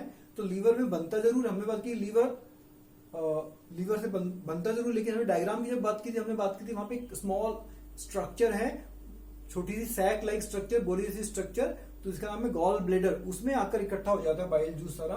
तो लीवर में सिक्रेट होता है। यहां से लीवर क्या होती है? रेडिश ब्राउन कलर की एक ग्लैंड है जो कि हमारी बॉडी की सबसे बड़ी ग्लैंड है, लार्जेस्ट ग्लैंड है। ये क्या सिक्रीट करती है? बाइल, इसको बाइल भी बोलते हैं, बाइल जूस भी बोलते हैं। तो इसके अंदर से जो बाइल जो निकलता है वो टेम्पोररीली, परमानेंट नहीं, टेम्पोररीली इकट्ठा हो जाता है गॉल ब्लैडर में। गॉल ब्लैडर एक छोटी सी सैक लाइक स्ट्रक्चर है, डायग्राम में हमने बनाया। तो फिर जब फूड एंटर करता है स्मॉल इंटेस्टाइन में, स्टमक के बाद में शुरुआत वाले पार्ट में, इंटेस्टाइन की शुरुआत वाले पार्ट में, उसका एक स्पेशल नाम है ड्यूओडेनम। और बाद में 10th क्लास में पढ़ेंगे ड्यूओडेनम, जेजुनम। तो हम बात करें स्मॉल इंटेस्टाइन का शुरुआत वाला पार्ट, वहां पर तो इसमें बाइल जूस में जो एंजाइम्स होते हैं उसके थ्रू किसका डाइजेशन होता है? फैट का डाइजेशन। हमारे फूड में जो फैट वाला कंपोनेंट था that is digested into fatty acids and glycerol. लेकिन ये पूरे फैट का कंप्लीट डाइजेशन नहीं होता है, ये पार्शियल डाइजेशन होता है। कंप्लीट कहां होगा बाद में बात करेंगे। Second juice pancreatic juice. ये पैंक्रियाटिक जूस ये कहां से निकलता है? ये सिक्रीट होता है पैंक्रियाज से, जस्ट बिलो द स्टमक। हमने एक लीफ जैसी स्ट्रक्चर बनाई डायग्राम में, तो that is from pancreas. Large cream colour की स्ट्रक्चर है ये, और ये जस्ट बिलो द स्टमक है। ये सिक्रीट करती है पैंक्रियाटिक जूस। पैंक्रिया से निकला पैंक्रियाटिक जूस। बाइल से नहीं निकलता है बाइल जूस, एक्चुअली वो निकलता है लीवर से, थोड़ा डिफरेंट। लेकिन यहाँ पे पैंक्रियाटिक जूस याद रखना इजी है, पैंक्रिया से निकला पैंक्रियाटिक जूस। तो पैंक्रियाटिक जूस क्या करता है? ये फूड के जो 3 मेन कंपोनेंट्स हैं, कार्बोहाइड्रेट्स, फैट्स और प्रोटीन, इन तीनों का पार्शियल डाइजेशन करता है। ये भी कंप्लीट डाइजेशन नहीं कर पाता है। तो कार्बोहाइड्रेट जो कॉम्प्लेक्स है वो किसमें बदल जाएंगे? ग्लूकोज में। सारा कार्बोहाइड्रेट ग्लूकोज में अभी लेकिन नहीं बदलेगा। फैट्स वो बदल जाएंगे फैटी एसिड ग्लिसरॉल में, लेकिन वो भी कुछ बच जाएंगे। और प्रोटीन वो बदल जाएंगे पेप्टाइड में, कुछ हो सकता है अमीनो एसिड में बदल, लेकिन सारे के सारे प्रोटीन के मॉलिक्यूल्स वो अमीनो एसिड में नहीं बदलेंगे। तो यहाँ पर पार्शियल डाइजेशन फूड के कंपोनेंट्स का हुआ। अब यहां से फूड पार्शियल डाइजेशन के बाद में स्मॉल इंटेस्टाइन के नीचे वाले लोअर पार्ट में एंटर करता है। वहां पर उसकी स्मॉल इंटेस्टाइन की अंदर इनर वॉल है, वहां से सिक्रेशन होने के बाद में एक जूस तैयार होता है, उसका नाम है इंटेस्टिनल जूस। इंटेस्टाइन से वर्ड बन गया इंटेस्टिनल जूस। तो इंटेस्टिनल जूस ये lower part of small intestine में सिक्रीट होता है, और इसमें इस जो फूड जो बचा था पार्शियल डाइजेस्टेड फूड, उसका कंप्लीट डाइजेशन हो जाता है। तो यहां पर फूड का कंप्लीट डाइजेशन हो गया। कहां? स्मॉल इंटेस्टाइन में। शुरुआत कहां होती? हमारे माउथ में, बक्कल केविटी में। वहां पर हमने सलाइवा की बात की, सलाइवा से फूड का डाइजेशन स्टार्ट हुआ था, और अंत कहां हुआ? इंटेस्टिनल जूस के द्वारा स्मॉल इंटेस्टाइन में। तो यहां फूड का कंप्लीट डाइजेशन हो गया। तो स्टेप नंबर 2 हमने बात की न्यूट्रिशन इन एनिमल्स की 5 स्टेप्स होती है। फर्स्ट इंजेशन, मुंह में फूड का इंटेक करना। सेकेंड डाइजेशन, तो डाइजेशन की प्रोसेस स्मॉल इंटेस्टाइन में खत्म होगी, इसके बाद में डाइजेशन नहीं होगा। तो फिर क्या होगा आगे की बात करते हैं इसके बारे में।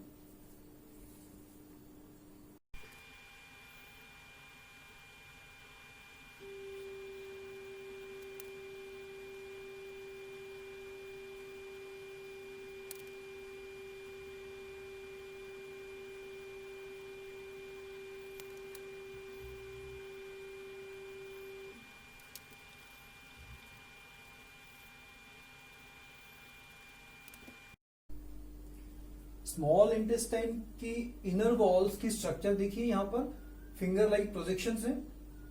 तो ये फिंगर लाइक प्रोजेक्शंस, ये उनका नाम तो है विलाई, और इन ये वाली फिंगर प्रोजेक्शन और उनके ऊपर और भी छोटी छोटी स्ट्रक्चर, उनको बोलते हैं माइक्रोविलाई।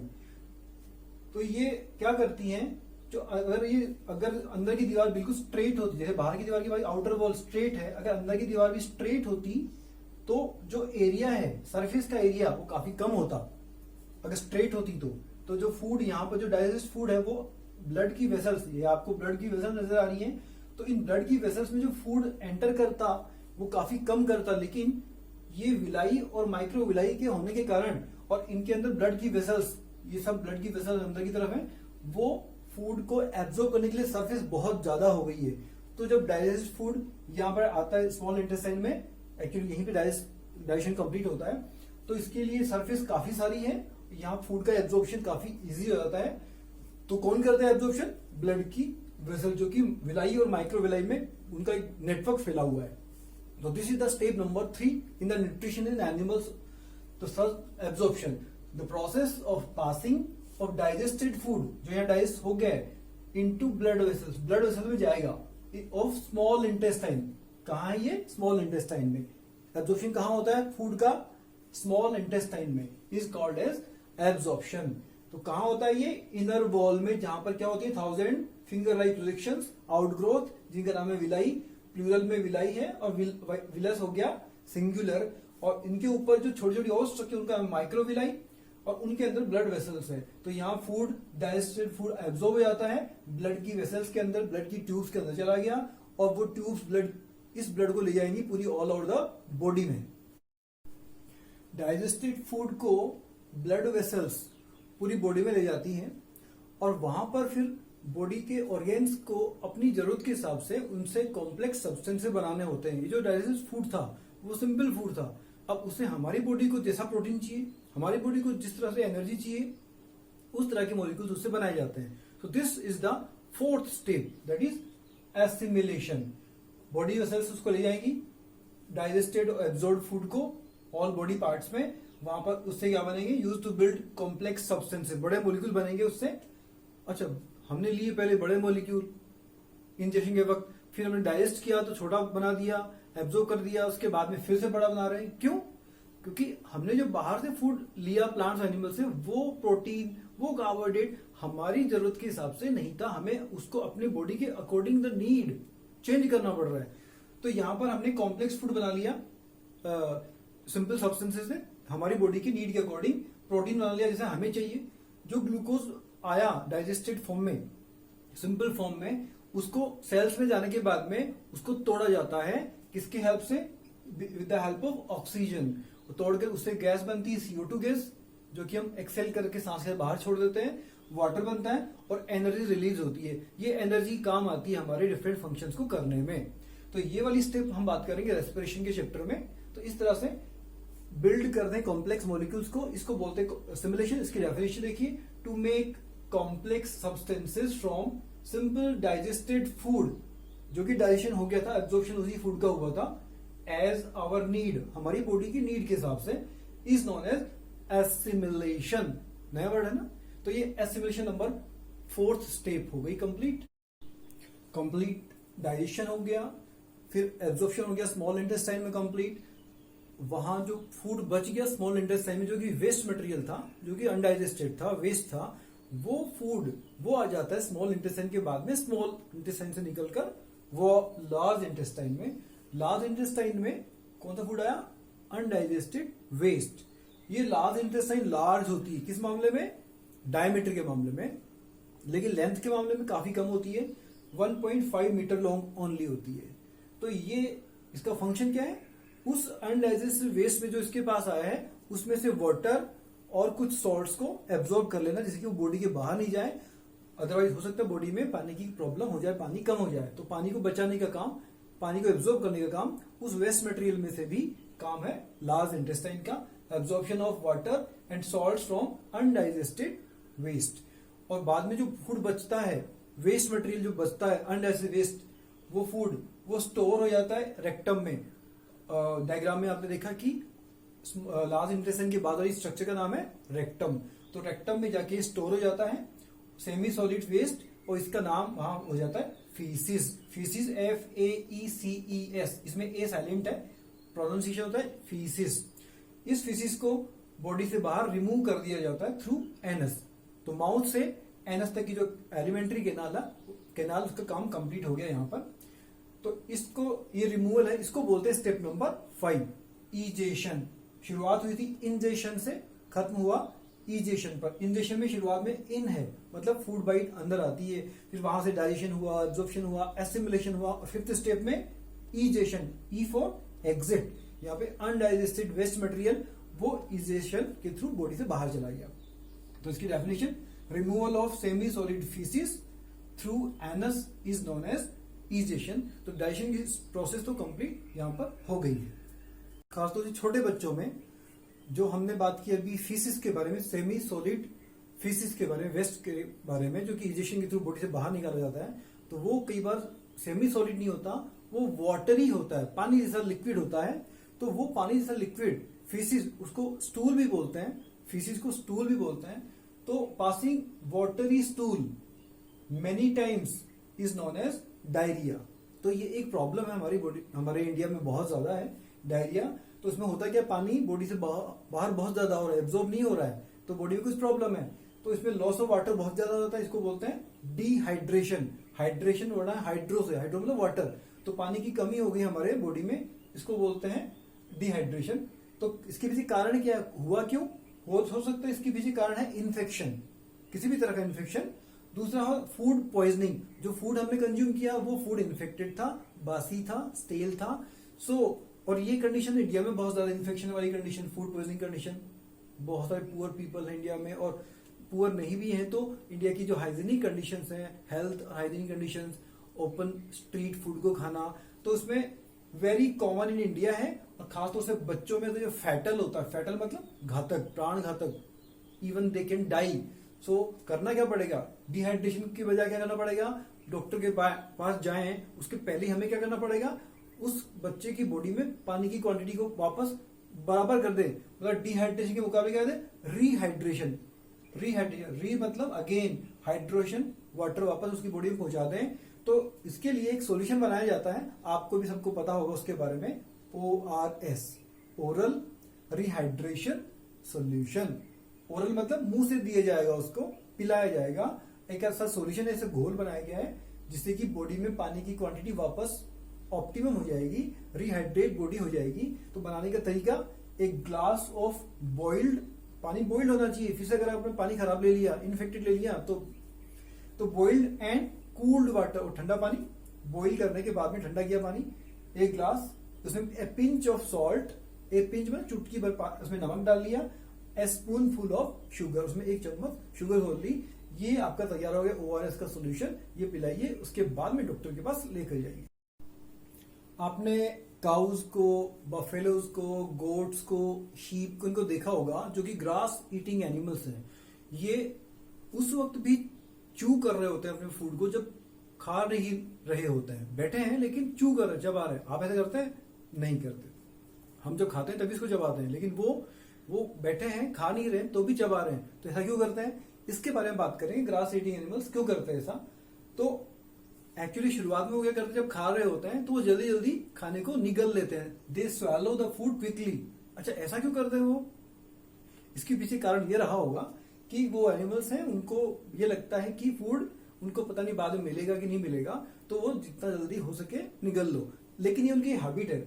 अच्छा, तो वो क्या करते हैं, वो स्वैलो कर लेते हैं उस फूड को, कहाँ ज्यादा store in A part of stomach. Stomach के शुरुआत का एक पार्ट होता है उनमें, उसमें जाकर ये फूड स्टोर हो जाता है, जो कि थोड़ा सा उन्होंने डाइजेस्ट किया है।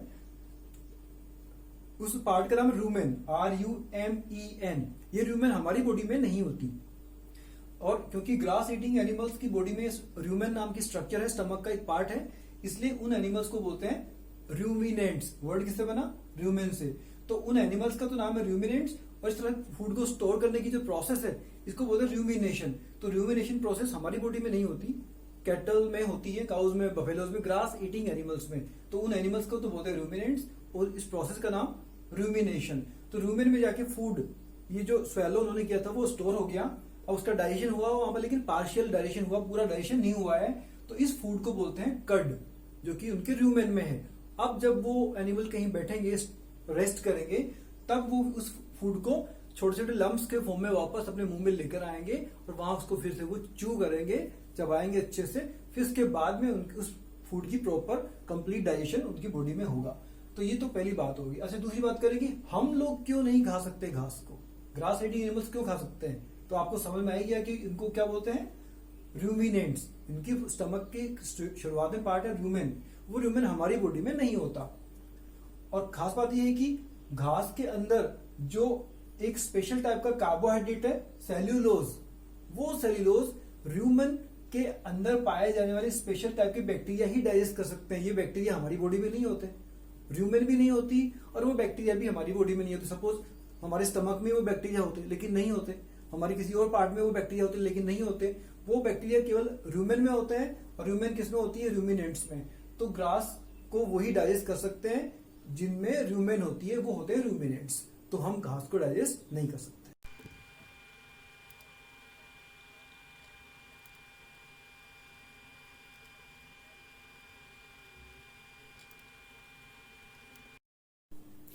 हमने ह्यूमन बींग्स के बारे में बात की, ह्यूमन बींग्स मतलब हमने बात की काउस के बारे में, बफेलोज के बारे में, ग्रास ईटिंग एनिमल्स के बारे में।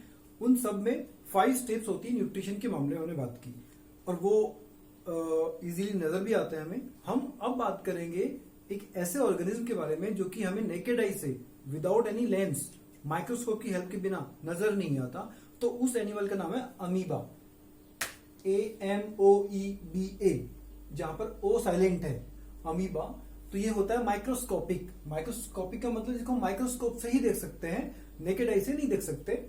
यूनिसेल्युलर होता है, मतलब उसकी बॉडी में केवल एक ही सेल है। हमारी बॉडी में तो अनकाउंटेबल सेल्स हैं, बिलियंस ट्रिलियंस ऑफ सेल्स हैं, उनकी बॉडी में केवल एक ही सेल है। तो उनकी बॉडी की स्ट्रक्चर देखें पहले तो इसकी हमने डायग्राम में देखा कि इसमें भी साइटोप्लाज्म भरा है एक सेल के अंदर, ये सेल मेम्ब्रेन है, और बीच में सेंटर में एक डेंस घना गाढ़ा न्यूक्लियस है, और बहुत सारी फूड वैक्यूल्स हैं। इसके अलावा इसके बॉडी की चारों तरफ कुछ स्पेशल फिंगर लाइक प्रोजेक्शन निकले होते हैं। इनका नाम है स्यूडोपोडिया, एक का नाम स्यूडोपोडियम। अच्छा, तो खास बात ये कि ये अपनी शेप को हमेशा कॉन्स्टेंटली चेंज करते रहते हैं, शेप चेंजेस कॉन्स्टेंटली। अच्छा, तो ये जो स्यूडोपोडिया है उनका काम क्या है? 2 काम होता है। एक काम है मूवमेंट, मतलब मूव करना, यहां से वहां जाना। दूसरा काम है कैप्चरिंग फूड को कैप्चर करना। सपोज फूड यहां पर है, तो ये फूड यहां पर है, तो क्या होगा, ये स्यूडोपोडिया, जो 2 स्यूडोपोडिया हैं, वो उनकी ग्रोथ होगी और वो इसको एनसर्कल कर लेंगे इस तरह से। उनकी ग्रोथ होगी, वो उसको एनसर्कल कर लेंगे, और अल्टीमेटली दोनों की मेम्ब्रेन डिसॉल्व हो जाएगी। तो एक मेम्ब्रेन बाहर बन गई और ये अंदर बन गई। ये बन गई एक फूड वैक्यूल, एक नई फूड वैक्यूल बन गई। अब ये आगे की तरफ मूव करेगी फूड वैक्यूल, तो इसके अंदर है फूड। वो हो सकता है कोई माइक्रोब हो। तो अब होगा क्या कि इसकी सेल के साइटोप्लाज्म के अंदर, यहां से इसके अंदर एंटर करते हैं डाइजेस्टिव एंजाइम्स, इस फूड वैक्यूल के अंदर। वो एंजाइम क्या करेंगे, इसके अंदर जो फूड है, वो फूड जो कोई माइक्रोब है उसको डाइजेस्ट करेंगे। डाइजेशन करने के बाद में वो सिंपल फूड में बदल जाएगा। वो सिंपल फूड जो कि इसके लिए यूजफुल होगा, वो उसके साइटोप्लाज्म में एब्जॉर्ब कर लिया जाएगा डाइजेशन के बाद में। पहले इसको लिया गया, इनटेक किया गया इसकी बॉडी में, मतलब उसकी बॉडी एक ही सेल की बनी। इसके बाद में इसको डाइजेशन करने के लिए डाइजेस्टिव एंजाइम्स रिलीज हुए, डाइजेशन हो गया। 3rd स्टेप में ये फूड एब्जॉर्ब हो गया इसकी सेल के अंदर। एब्जॉर्ब होने के बाद में इन सिंपल फूड के द्वारा, कंपोनेंट के द्वारा, इसकी बॉडी में जो प्रोटीन चाहिए होगा, जो कार्बोहाइड्रेट चाहिए होगा, वो उसके अकॉर्डिंग बना लिया जाएगा। मतलब स्टेप नंबर 4 भी हो गई है, एसिमिलेशन। अब जो वेस्ट मटेरियल उसके अंदर बच गया है, तो ये जब प्रोसेस जो चलती रहती है, इस दौरान इसका आगे की तरफ मूवमेंट भी होते रहता है। और अल्टीमेटली जब ये सेल मेम्ब्रेन के पास पहुंचता है, तो सेल मेम्ब्रेन यहां से डिसोल्व हो जाती है, और ये जो वेस्ट मटेरियल था जो बच गया है, वो बॉडी के बाहर चले जाता है। ये स्टेप नंबर कौन सी हो गई है? Egestion, step number 5। तो हमने बात की कि हम ह्यूमन बींग्स, या हमने बात की ग्रास ईटिंग एनिमल्स के बारे में, या फिर हम अमीबा के बारे में बात की। सभी एनिमल्स में जो कि हेटेरोट्रॉफिक होते हैं, सभी में 5 स्टेप्स होती है न्यूट्रिशन इन एनिमल्स की। तो सब में 5 स्टेप्स हैं। तो इस तरह से एनिमल्स के न्यूट्रिशन के बारे में इस चैप्टर में बात की। So now we are here in the exercises. So question number 1 is there. Fill in the blanks. Blank spaces भरने हमें। A. The man steps of nutrition in humans. Man steps कितनी है? 5. 1 2 3 4 5। तो पांचों के नाम लिखने हैं। Ingestion first, then digestion, absorption, assimilation and egestion. B है question, the largest gland in the human body is. हमारे ह्यूमन बॉडी की सबसे बड़ी ग्लैंड, हमने बात की डाइजेस्टिव सिस्टम के अंदर ही वो एसोसिएट ग्लैंड के रूप में प्रेजेंट है, so that is liver. Third, C question, the stomach releases hydrochloric acid and blank juices. एक तो एसिड और एक जूस सिक्रेट करता है विच एक्ट ऑन फूड। तो एसिड के अलावा जूस है, वो कौन सा है? वो डाइजेस्टिव जूस। और हम इसको बोल सकते हैं गैस्ट्रिक जूस भी। Now question number D, the inner wall of the small intestine has many finger like outgrowths. Small intestine की अंदर वाली दीवारों पर फिंगर जैसी बहुत सारी आउटग्रोथ हैं, उनका नाम क्या है? उनका नाम है विलाई, और उनके ऊपर भी और होती हैं पतली पतली, उनका नाम microvilli. E, amoeba digest its food in the, amoeba जो हमने बात की यूनिसेलुलर ऑर्गेनिज्म होता है, वो अपने फूड को डाइजेस्ट कहाँ करता है? तो उसकी साइटोप्लाज्म के अंदर बहुत सारी छोटी छोटी फूड वैक्यूल होती हैं, उनमें वो फूड को डाइजेस्ट करता है। नाउ क्वेश्चन नंबर 2 है mark true T if the statement is true and F if it is false. So A option is question A is there. Digestion of starch. Starch का digestion starts in the stomach. Stomach में शुरू होता है। True or false? तो stomach में शुरू थोड़ी होता है, वो कहाँ होता है? हमारी बक्कल केविटी में। So this is false. Second, the tongue, हमारी जीभ helps in mixing food. Food को मिक्स करने में हेल्प करती है विथ सलाइवा। यस, ये तो सही बात है, true. C, the gall bladder temporarily stores bile. Gall bladder है वो बाइल को टेम्पररीली स्टोर करता है। टेम्पररी मतलब स्थायी रूप से नहीं, अस्थायी रूप से, for some time only. Bile का दूसरा नाम है bile juice. So this is true again because it is secreted by liver and temporarily stored in gallbladder. Then D, the ruminants, ruminant कौन? Which have the rumen in their stomach, back bring back करते हैं swallowed grass को, swallowed grass जो उन्होंने swallow कर ली है, into their mouth में लेकर आते हैं वापस, and chew it for some time, और इसके बाद में इसको chew करते हैं। तो ये true है कि false? So this is true कि पहले तो वो swallow कर लेते हैं in the beginning, then they bring it back and chew it when they are not eating, so that is true.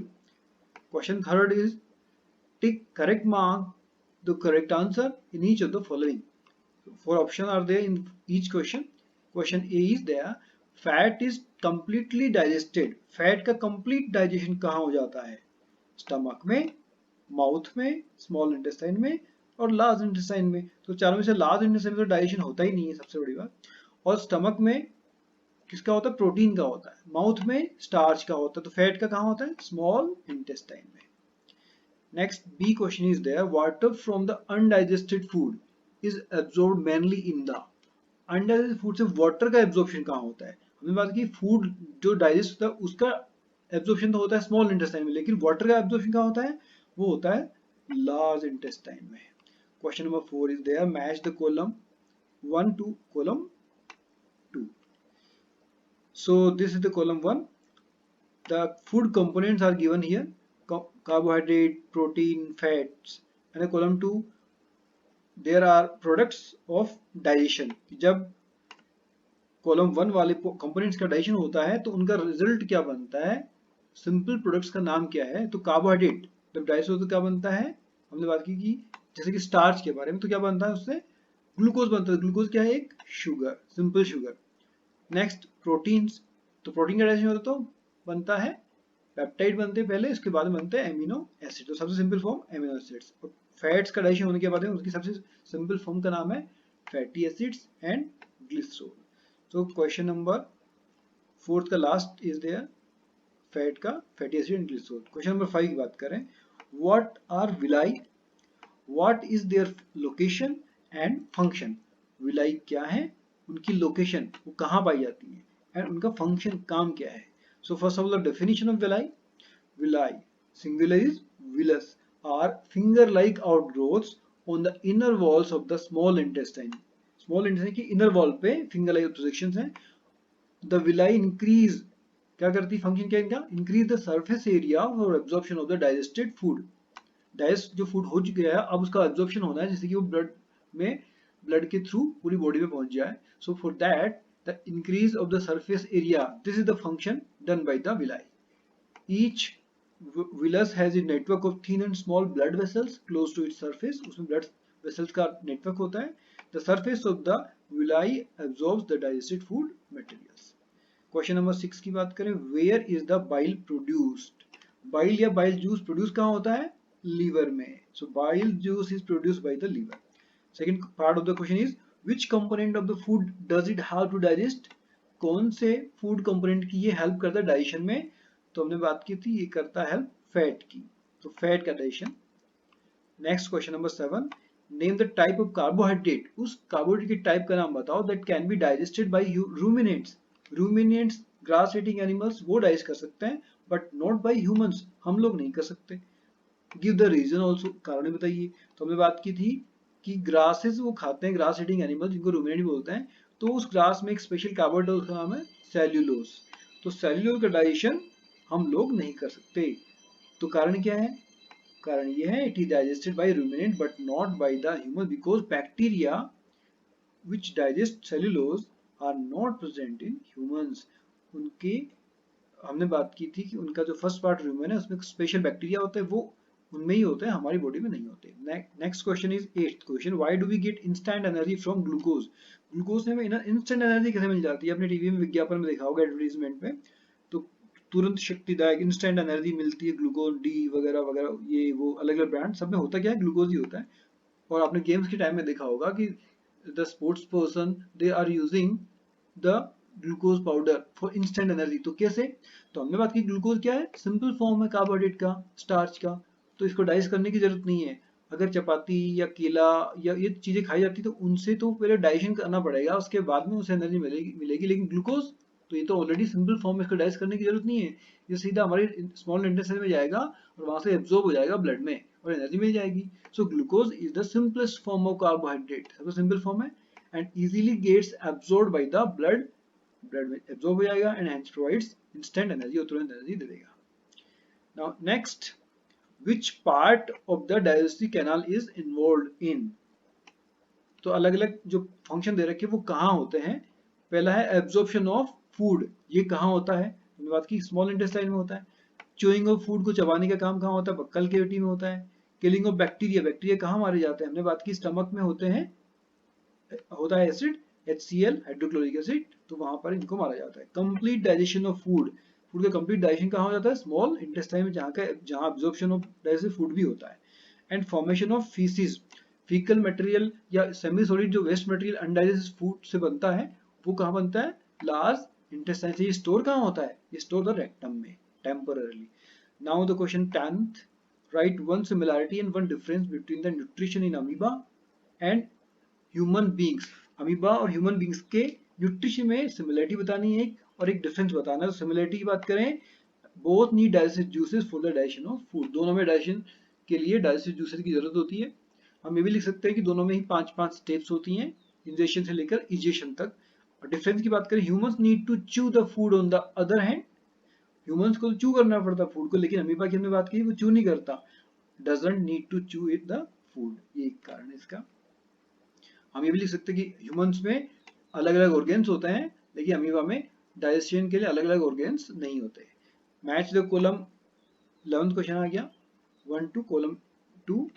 So question 11 में कॉलम 1 में दे रखे हैं salivary gland, stomach, liver, rectum, small intestine. Column B में दे रखे bile juice secretion, storage of undigested food, saliva secretion, acid release, digestion is completed. तो ये और एक और दे रखा है large intestine, absorption of water and release of faeces. ये सब कहाँ होता है? तो ये मैच द कॉलम का आंसर आपके लिए. सलाइवरी ग्लैंड का क्या करती है काम? सलाइवा का सिक्रेशन करती है. स्टमक में एसिड रिलीज होता है HCl hydrochloric acid. Liver bile juice का सिक्रेशन करता है जो कि स्टोर होता है टेम्पररली गाल ब्लैडर में. रेक्टम ये क्या करता है? Storage of undigested food. जो डाइजेस्ट नहीं हो पाया है, वेस्ट मटेरियल, वेस्ट फूड है, वो स्टोर होता है टेम्पररी रेक्टम में. स्मॉल इंटेस्टाइन, इसका रिलेशन किससे? Digestion is completed. यहाँ कंप्लीट डाइजेशन हो जाता है, इसके बाद में डाइजेशन फूड का नहीं हो पाता है. और large intestine absorption of water. Water plus salts का भी एब्जॉर्प्शन ही करती है. Now the question is there. ये वाला क्वेश्चन, ये जो फिगर दे रखी है इस फिगर में लेबलिंग नहीं की गई है, तो लेबलिंग करके डायग्राम को बनाना है. तो आपको ये लेबल्ड वाला डायग्राम बनाना है अपनी नोटबुक के अंदर. Now last question is there. Can we survive only on raw leafy vegetables और ग्रास एंड डिस्कस. रॉ मतलब कच्चा या कच्ची यहाँ पे है, लीफी मतलब पत्तेदार पत्तियों वाली सब्जियां और ग्रास खाकर, घास खाकर ही क्या हम जिंदा रह सकते हैं? तो हमने बात की थी कि घास में होता है carbohydrate, that is starch, and we can not digest the starch, so we cannot survive definitely. So the answer is no, we cannot survive for a very long time by only eating leafy and raw vegetables or grass. और इसमें जो vegetables रखे उनको खाकर तो जिंदा रह सकते हैं कुछ दिनों के लिए, लेकिन लंबे समय तक उनके ऊपर भी डिपेंड नहीं कर सकते क्योंकि बाकी न्यूट्रिएंट्स नहीं मिलेंगे हमें. We need a balance diet to live long and healthy life. तो सभी न्यूट्रिएंट्स चाहिए, बैलेंस डाइट चाहिए. Also, the grass contains cellulose which cannot be digested by the human body. और digestion करने के लिए cellulose का in our body there is no special bacteria which are found in the ruminants, grass eating animals, so we cannot digest the grasses. So that's it from the questions. Now the chapter has been concluded. Thank you.